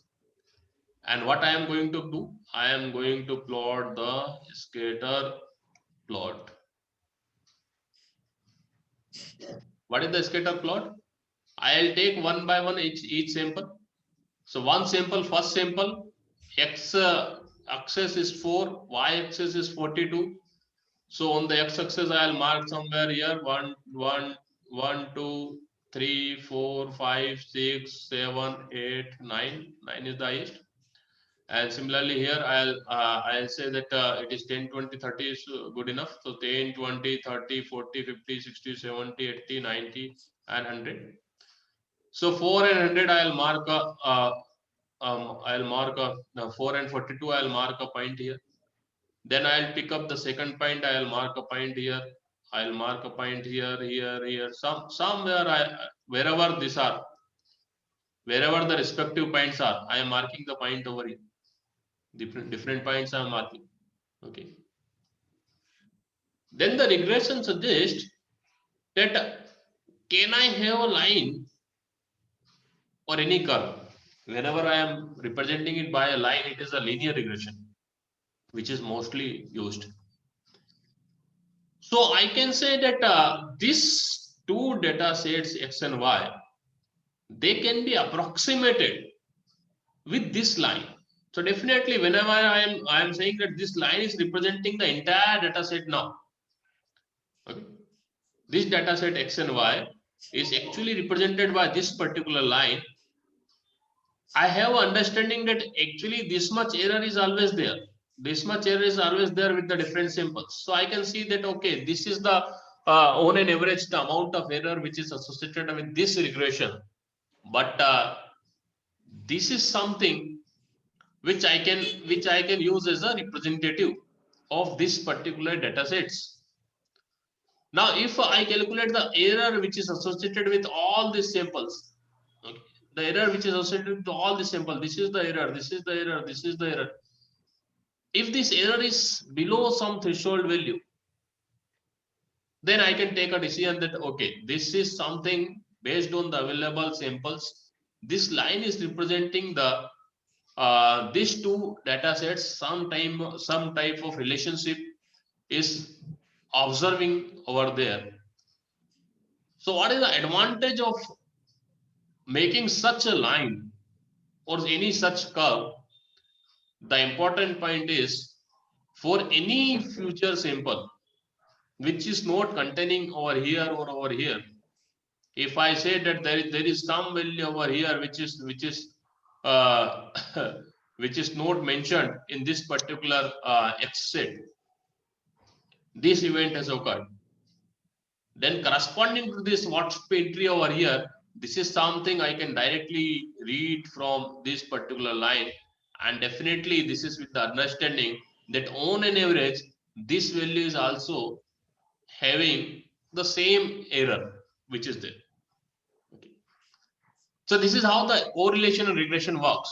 Okay, these are the topics which will be used, which will be discussed in much and much more detail later on in this particular course as well. Regression is a very important part, and this will be explained in a much deeper way little later. But this is the basic concept. Since it is associated with the similarity tendency, so I am just briefly introducing over here the similarity tendency. Now let us come to the data distribution. So what is data distribution? As I said, whenever any data we are having which we want to analyze, the first thing what we need to do is the histogram. And then after histogram, we can calculate the descriptive analytics and other things. The problem with the histogram is this, that the data, whatever data that we are having, we are not sure if this is the complete set. We are not sure about its authenticity. We cannot be sure that there is no error in the data. There may be error. Just now I said that someone while entering, someone may mistakenly forget writing the comma or something like this, mistakenly entered some values over there. And even if everything is correct, then also it is possible that that histogram that we are drawing, it is not following any standard mathematical function. So whenever we are required to deal with such absurd cases, then everything is required to be done from scratches. Everything we are not sure about.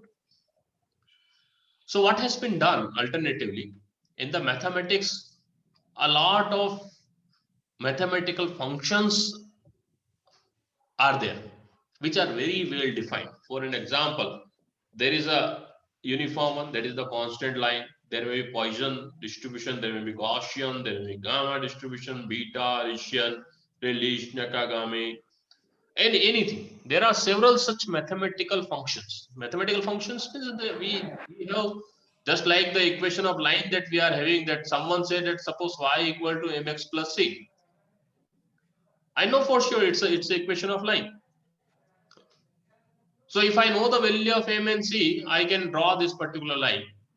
Or if someone said there is a there is an equation which is representing the parabola, there is a equations which is representing the hyperbola or something like this. So once we are having an equation, then we are having a lot of flexibility in extended tools that we can use. So something similar here is being tried. There are certain standard mathematical functions, and it is observed that there are certain natural processes which are following one of this distribution very, very closely. Yes, just now I said that the normal distribution, which is another name of the Gaussian distribution. So distribution means, the first thing, distribution means there is a mathematical function.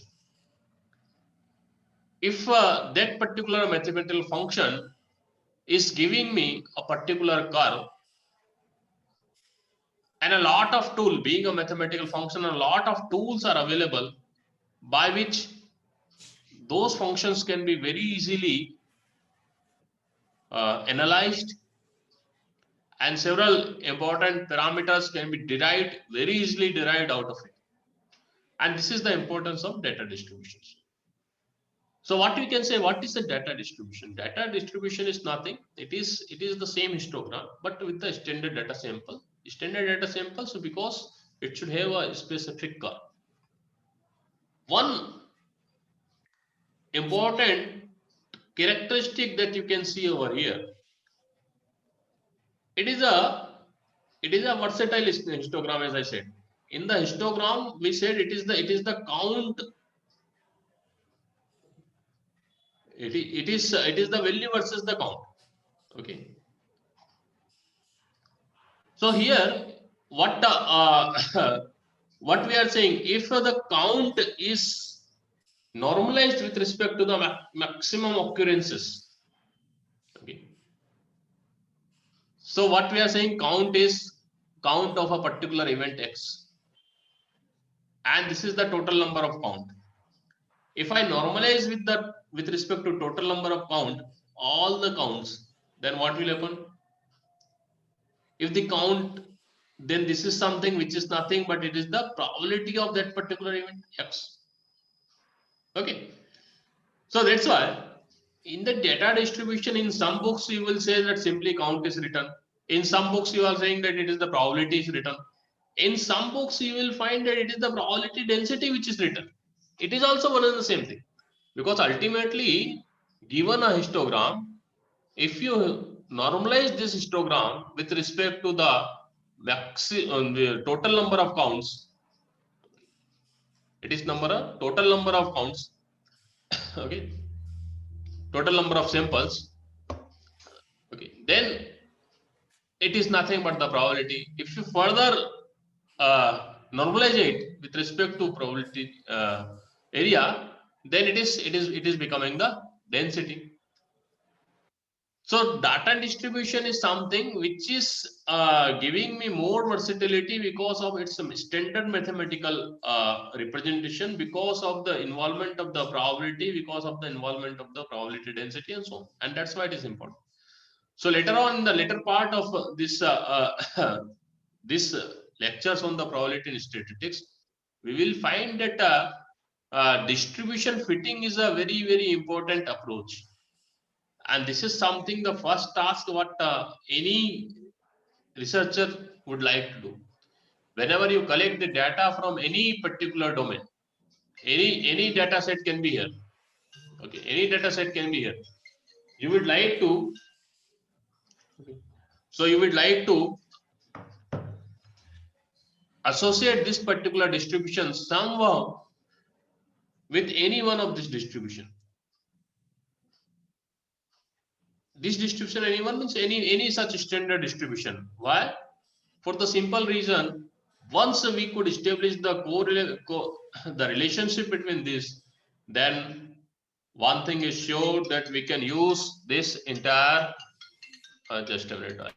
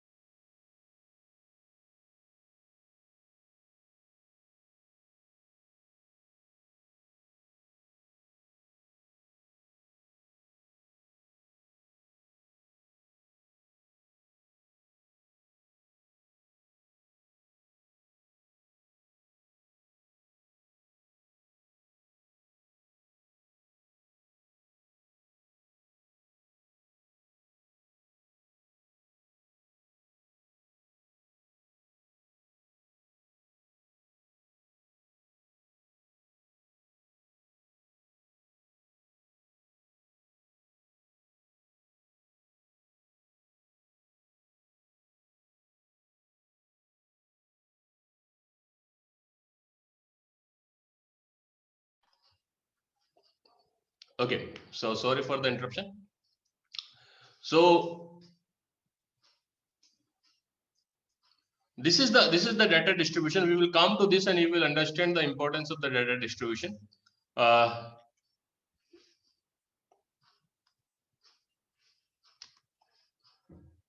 first, let me introduce the basic concept of the probability and the set theory, so that things will become more clear to you. I'm not going to waste much time over here, but the assumption I have just gone through the profile of the all the participants. All of you have some background of the probability. So let us quickly go through the fundamental concepts of the probability theory, set theory, and other things. So just now, as I introduced, what is the probability? Probability is this thing. Any data set is given to you. It has different samples. And different samples are occurring with different frequencies. That is being mentioned over here. Exactly same table you can see over here. Exactly same table. So it is the different samples. Different samples, I can call it the different events. Events or samples, one and the same thing. How many time it is occurring, I am mentioning over here. So probability is simply when I normalize it with respect to the maximum, the total of this. So I know that total counts are 24 here, total counts are 24 here, total counts are 24, and so on. So if I divide the count with the total, with respect to total number of count, then whatever is here, the result, this is something I can say it is the probability of this particular event. Incidentally, this definition itself will become more correct if I have larger number of sample values over here. And that's why whenever I define probability of any event, whenever I define the probability of any event, I used to define in terms of limit. Limit n tends to infinity. It is number of favorable outcomes divided by total number of outcomes. This is the standard definition of probability. So it simply says, this part simply says that okay, the probability is the ratio of the favorable number of outcome, that is the count this particular event has occurred, divided by the total number of count, but its value may or may not be precise depending upon the value of this. If you want more precision, then larger number of time you are required to perform this particular experiment. So what does it mean? Your data set should be very, very huge. If it is huge, then you are more approximate to this particular thing. But once we can establish this thing, then you will find out that the probability has such a mathematical foundation, even if it is dealing with the random experiment, but it is having the so robust mathematical foundation that your arguments, your logics, your approach has a scientific validation. We are considering it's a scientific theory because it is based on the mathematics. We are not talking here and there. We are as far as the probability is concerned, as far as the mathematical principle of the statistics is concerned, they are very well defined. Where is the issue? In drawing the inferences, it may be different. Okay. Just like I said at the initial level, astrology, whatever methodology that you are following in the astrology, the rules are defined. You are required to do it like this only. Then what inference you are defining, this may not be validated so easily. Okay, so we will come to that particular part. Let us come to the probability. So whenever there is any such event which is going on, okay, for an example, if I say, continuing with the same example of the salary offered by the company, if I say that the company is being visiting in the campus and the maximum salary it is going to offer is 9 lakhs, and definitely it is going to reject some candidates, so the offer made is 0. Otherwise, there will be 1, 2, 3, 4, 5, 6, 7, 8, 9 lakhs. Then I have all the possible events. Whenever any student is appearing, the company may offer any one of these depending upon his credentials, depending upon his interaction, depending upon the capabilities assessed by that particular interview panel, or he may be rejected. So what you can see over here in these 3 tables, one table is this, one table is this, one table is this. These 3 are the 3 companies: company 1, company 2, company 3. This statistics correspond to the first company. This statistics correspond to the second company. This statistics correspond to the third company, and you can see over here the difference between the statistics. So here the selection is like this. Here no one is rejected. That's why it is 0. 10 candidates have been rejected, and higher salary is offered to the 8 candidates, 8 lakhs, 6 candidates, 9 lakhs, and there is nothing offer. There is no offer from 1 lakh to 7 lakh. This is a different company, rejected a few persons, and then giving lower salary to large number of people, giving moderate salary to a few people, and no salary to the higher. This is simply the data we are having from these 3 different companies. So definitely with respect to company, I can draw a conclusion. I can draw a probability table that what is the probability of being selected in one of the company, in which particular range of the company, and the different several such events I can put forward. So what I can see, if you see that 3 axioms are always true. Okay. What are the 3 axioms? The probability of any valid event will always be greater than or equal to 0. So it is happening over here. Probability that any one of this event must happen. If the company is, if some student is appearing before the interview panel, then he will be either rejected or selected in one of this offer with one of these salaries. So definitely it will happen. So its probability is 1. So probability of any event of the sample space, this capital S is representing the any event of the sample space. And then there are 2 events, A and B. So either this event happen or this event should happen. What is the probabilities? So this is the sum of the individual probabilities if there is nothing in common. For an example, if I say that there is a candidate which is selected in this range, and there is a candidate which is selected in this range. So in fact, what is the probability that a candidate will get the salary of 2 or a salary of 3 lakh? Definitely, if the candidate is selected for the 2 lakh, he is not going to select for 3 lakh. If he is selected for 3 lakh, he is not going to select for 2 lakh. So what does it mean? These two events are mutually exclusive events. So what is their probabilities? The probability of either this or this is simply the sum of these two probabilities, because now the events are, total number of events are, the favorable events are 5 plus 3. So it is one the same thing. So these three mathematical laws are applicable, and mutually exclusive events just now I explained. Now let us come to the independent events. So one question. Yeah. So in the third axiom, you are saying that probability of A or B is equal to probability of A plus probability of B if AB equals to null. So what's that AB equals to null? Can you please elaborate? Yeah. So AB equals to null is something we are taking it up from the set theory. So in the set theory, we are doing this particular mapping, that this set S, it contains all the possible events. Okay. So all the possible events here are 0, 1, 2, 3, and up to 9. All possible events are there.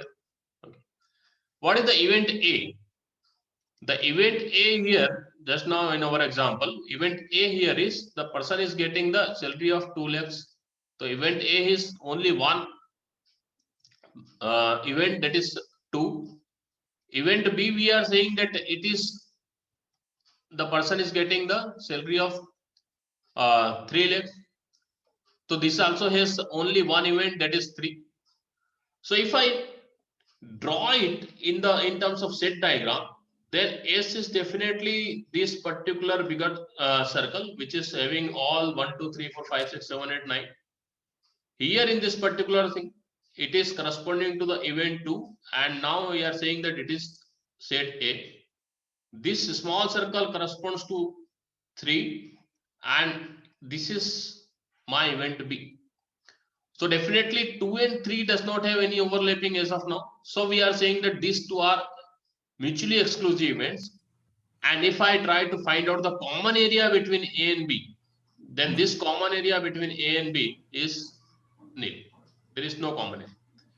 But if I change, suppose, if I change to this, that I say that event A is my event where, or suppose I define another event.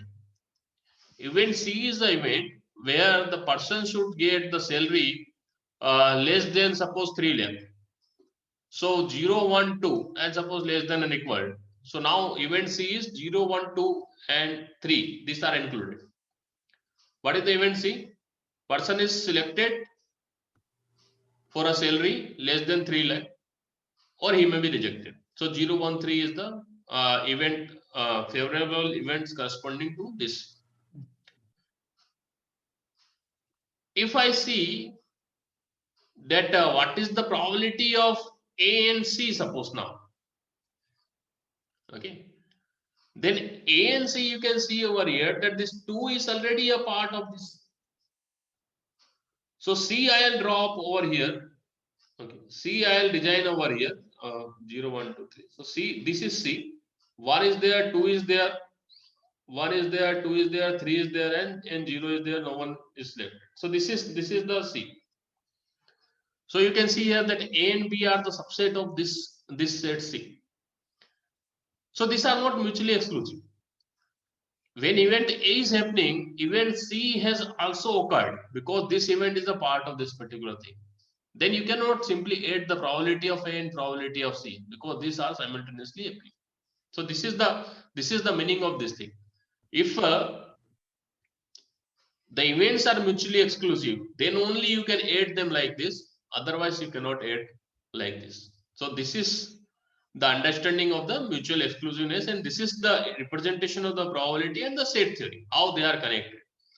So every event is represented as a set, and whenever we are identifying the events, corresponding to each event, we are identifying a proper set, and corresponding to the elements of these different sets, we are finding out the probabilities. So having said this, I hope it is clear, Malikarj. Yeah, that's clear. Thank you. Thank you. So now let us move to the independent event. The independent event are those events which are not related to each other. For an example, if I say that I am considering one event corresponding to this and another event corresponding to this, two companies are there. So one person which is selected in this company for a particular salary, suppose this is one event, okay, and that the person may be rejected in this particular company. Suppose this is this event. So these two are two different events corresponding to two different companies here. So definitely these two are two different events, and I can treat these events as a independent events. So when the events are independent, what is the probability of their joint occurrence? Okay. So this is something a very useful parameter in the probability theory, that we should be able to identify which events are mutually exclusive events, which events are independent events, or the dependent events. If the kind of dependency is there, then whenever there is dependency, we are required to see another aspect, which is the conditional probability. That is what is the sequence in which those events are happening. So with the probability theory, what I can suggest is, whenever single event is happening, no issue. It is quite straightforward and simple. You can simply identify that which particular set corresponds to the favorable events. Total number of events are known to you. You can identify the probability. But whenever we are talking of more than two events, event A or event B or events, then all these are required to be taken into the account. If these events are mutually exclusive, then it is required to be solved in a different way. If these events are independent events, then it is required to be solved in a different way. If these events are occurring one after other, then we are required to see that how they are going to affect the next event. So whichever of this, if event A is happening first and then event B is supposed to happen, then this knowledge that event A has already happened, how it is going to affect the happening of event B. So these are the different probabilities which are required to be taken into the account. So just like I said that mutually exclusive events, I used to say P A or B. Okay. So I am saying here that probability is P A or B. For this I am saying P A B. For this event, I'll say that if probability of event A, having said that the event B has already been occurred, and it is if it is other way around, that the probability of event B when the event A has already been occurred. So whatever is at the denominator side, it is not ratio. It is not a ratio. It is just a representation. Okay. It is just a representation, not a ratio. So it is simply that the event A has occurred, and you are looking for the probability of event B. Event B has occurred, and you are looking for the probability of event A.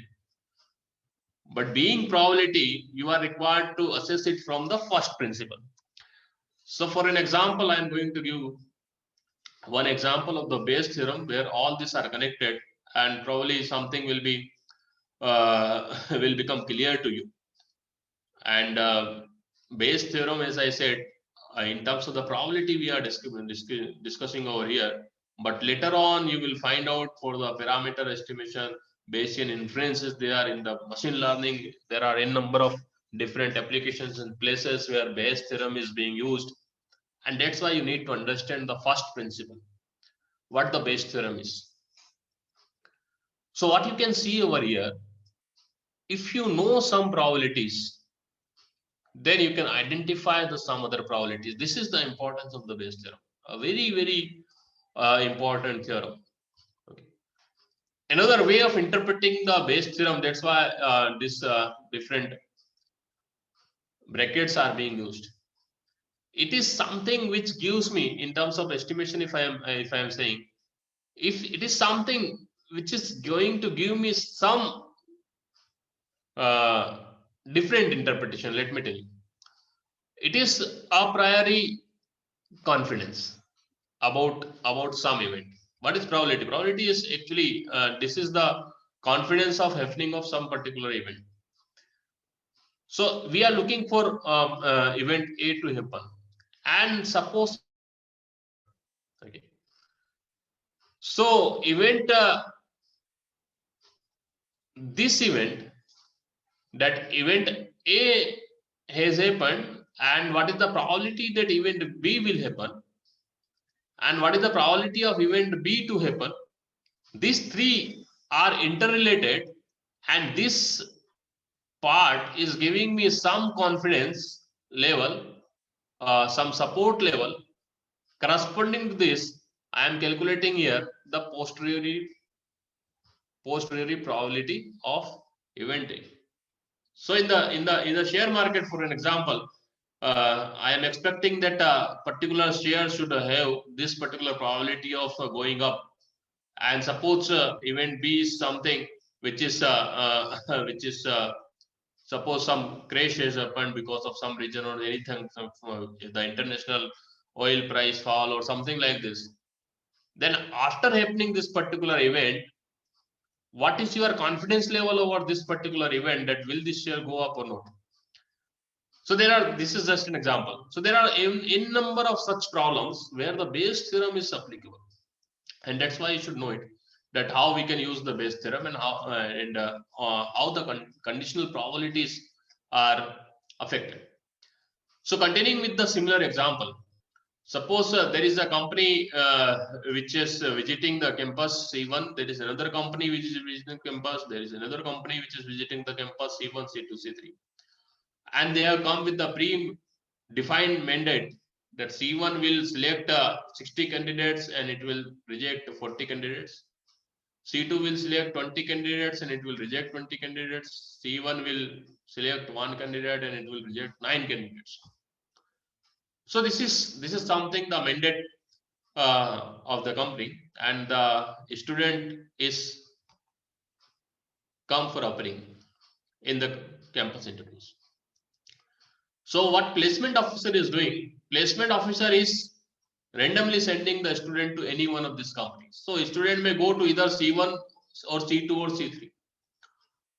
So first we need to understand that when a student is coming to appear for the campus interview, very first thing is, what are the chances that he is going to appear before C1 or C2 or C3? So there are only 3 options. So the placement officer is definitely going to send him in one of these companies. And since there is no bias that we are assuming, so definitely the chances of his to appear before the C1 company is same as that of the chances of the other 2 companies.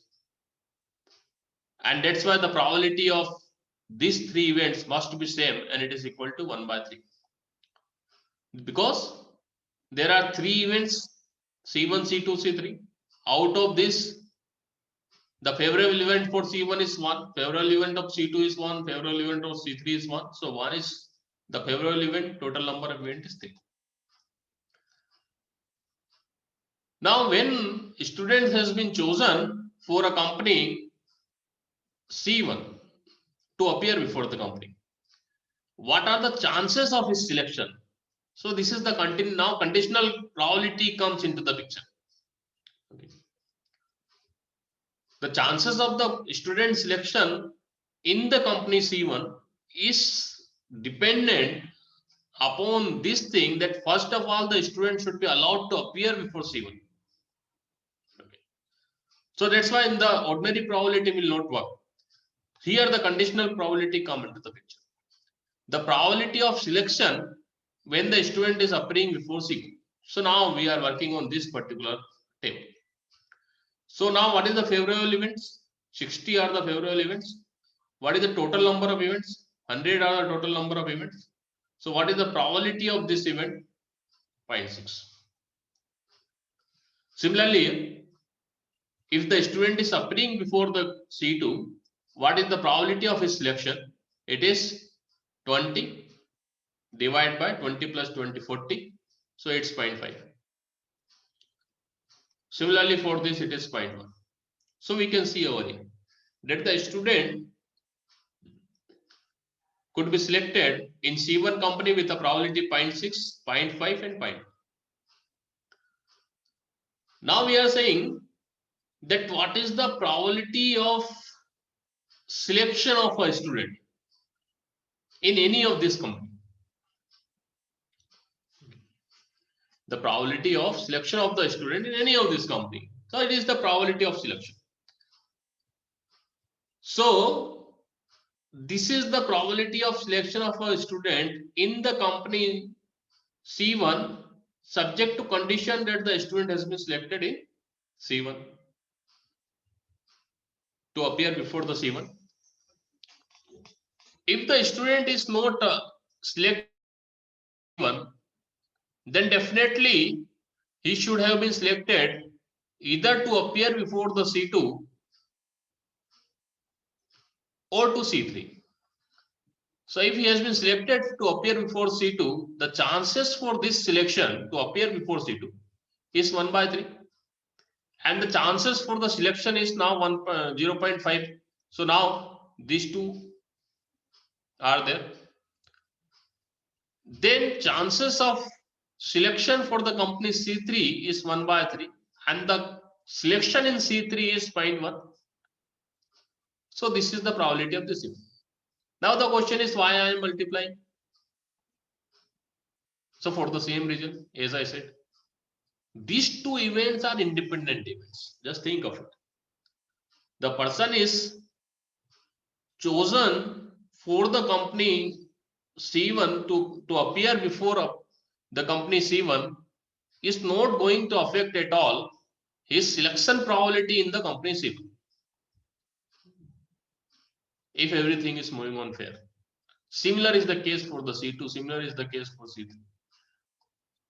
So since these two events are independent events, so I can multiply their probabilities to obtain the probability of their joint occurrence. So this is the event of selection. This is the event of appearing before the company. So 0.6 multiplied by 1 by 3 plus 0.5 multiplied by 1 by 3 plus 0.1 multiplied by 1 by 3. Why are these pluses I am going to use? I am using over here. Why are these pluses I am using here? Because these events are mutually exclusive. If the student is appearing before C1, he cannot appear before C2 and C3. If he is appearing before C2, he cannot appear before C1 and C3 and so on. So there is a placement officer. Students are coming. He is sending to the different rooms. One room C1 company is there. Another room C2 company is there. Another room C3 company is here. And placement officer is simply sending like this, without any bias, without anything. So there are equal chances that the students can go in any one of the interview rooms, and that's why we are saying that the joining interview room for C1 company, C2 company, C3 company is same, and 1 by 3 we are using over there. Okay, and then we are using here this probabilities for the individual companies, and then we are saying that this is the probability of selection. So this is simple and straightforward. Now come to the Bayes theorem. Bayes theorem says this statement. Okay. Now if I pose a problem, a candidate is selected. Okay. A candidate is selected. So this event has happened. I know it. And this is the evidence. The evidence is the candidate has been selected. So a candidate is selected. What is the probability that he is selected in C3? Okay. So precisely what I am looking for, I am looking for this particular probability. A candidate is selected. This event has already been happened. I know it. Okay. I observed it. Candidate has been selected. What is the probability that he has been selected in the company C3? So how will I solve it? I'll solve it using the Bayes theorem because I know the other quantities which are supposed to be used for its calculation. So what the Bayes theorem says, P A by B. What is A here? A is C3. What is B here? B is S. Okay. So what is the Bayes theorem? This probability, conditional probability A by B is equal to PA. So what is here? PA is P of C3, that the person should be allowed to appear before C3. It should be there, isn't it? So it is quite logical and intuitive. The person can be selected in C3 if and only if he is appeared before C3. Otherwise, he cannot be selected. So this is the first event which must jointly occur with this thing, and that's why this multiplication sign. I hope that now things should become clear. Why the multiplication sign is here? First of all, this event is supposed to happen. Person must appear before C3. Then only selection or rejection will come. And then you can see over here inside this particular bracket, and things will become clear to you. Here we are saying that the probability of selection when he has appeared in C3. Fairly good. Probability of selection when he has appeared in C3. So probability of selection when he has appeared before the C3, just now we have calculated, because C3 is coming with this mandate. It has to select only one candidate. It has to select only one candidate and reject 9 candidates. So 9, so 1 by 10. So 0.1 is there. So this is something which is 0.1. This is something which is 1 by 3. And this is with the given thing that candidate has been selected. So probability of his selection in C3 and the probability that he has been selected. So what is the probability that he has been selected? Just now we have calculated over here. The probability that he has been selected is 0.4. So I am writing here the 0.4. So this information, that the candidate has been selected, okay, or you can say this proof, or this you can say there are different terminology. Actually, I am just trying to interrelate if I can directly connect it with the Bayesian inference. So what you can see over here, that this is the evidence. Okay, so this is the evidence. This is considered as a evidence, and this is something which is considered as a normalization factor. Okay. That person has been selected. First of all, it is required, na? So the person has been selected in C3 is normalized with respect to person is selected. So as far as the correctness of the probability problem is considered, it has to be here. If it is not here, then this probability cannot be correct. Okay. Then this probability cannot be correct. So we are keeping it over here as per the Bayes theorem. We are keeping it over here, and then we are solving, and then we are finding out this particular thing. 0.083. What is this? 0.083. That is 8.3%. No, not percentage actually. 0.083. If you can convert it into the percentage, then it is 8.3%. So 0.083 should be the result of this thing, or 8.3% are the chances of the candidate who has been selected, that he has been selected in the company C3. So the important part is this formula. If instead of C3, the person is supposed to be selected in suppose C1, then everything will remain same. Here, instead of C3, C1 will come. So this figure will remain same 1 by 3. Here it will be C1. So now it is 0.6. So here it will be 0.6. And here it is 0.4. So what you can see over here, it is greater than 1. So at some point of time, this confusion is being created that you are taking the ratio of the probabilities and it may come greater than 1. So how the probability can be greater than 1? So what should be known to you? This is a ratio which is supposed to be multiplied by this thing, and if you are doing everything correctly, it will never come beyond 1. This ratio may come anything depending upon the problem. It may be greater than 1. Just now we are observing that it is coming for greater than 1 for this company C1 because it is 0.6 and here it is 0.4. But then it has to be multiplied with your a priori probability, then only it will give it the posteriori probability. So this is ratio probability. It may be anything. We are not saying anything about this. It may be greater than 1. It may be less than 1 because it is ratio of two probabilities.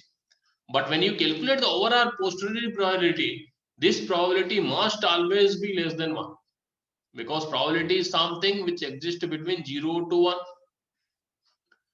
Okay. But when we go for the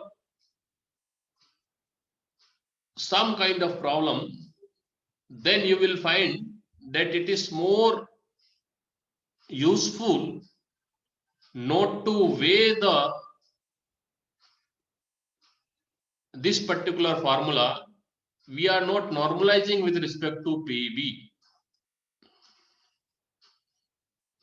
And you will find that there are some websites, if you try to search, you will find out that they are writing it like this: PA by B equal to PA multiplied by PB by A. And they are saying it is the Bayes theorem. So this should be very, very clear to you because there are n number of problems which we are using in the information theory, especially the pattern recognition systems, where this normalization is not required.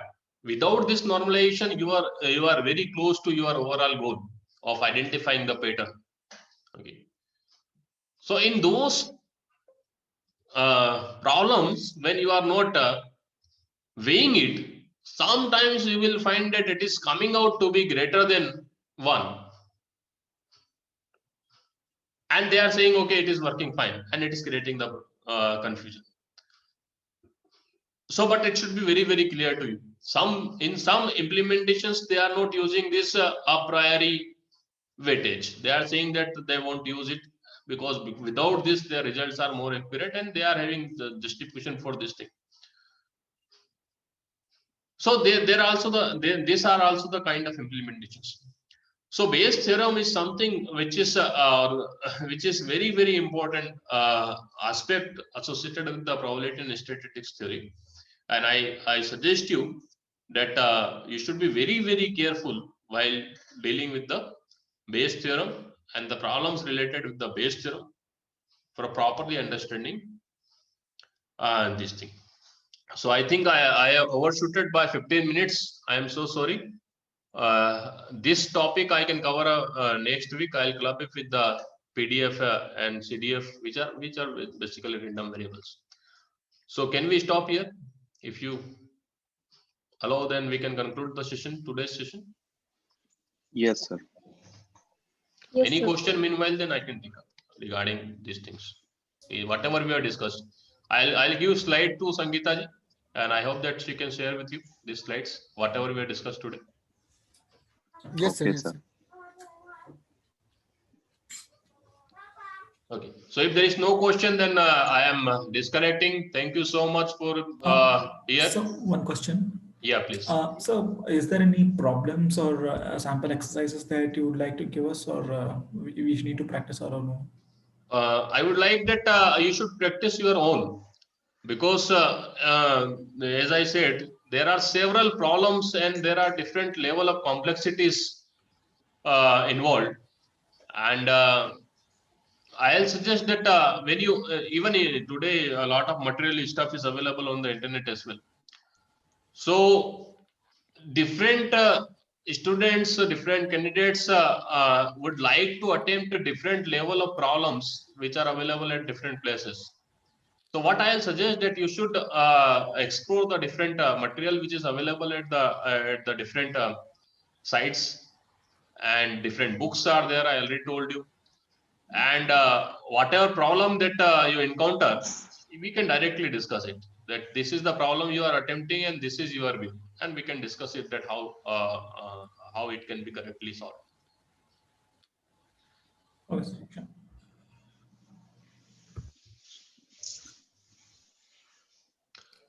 Okay, any other question? Yes, sir. Sir, I have one doubt. Yeah, Tanisha. Sir, mutually exclusive events means it's a common between a two data sets, right? Or it's No. Mutually exclusive events should not have anything in common. As I said, that mutually exclusive, simple. Take it in a simple way. If one event has happened, then the other event cannot occur. Okay. If one event is happened, just an example. In this example, we are saying, if the person has been directed to go to the C1 room, then he cannot go to the C2 or C3 room. So these are the mutually exclusive. Once an event has happened, so the other event cannot happen simultaneously. okay, sir. Yeah. Got it, sir. Thank you, sir.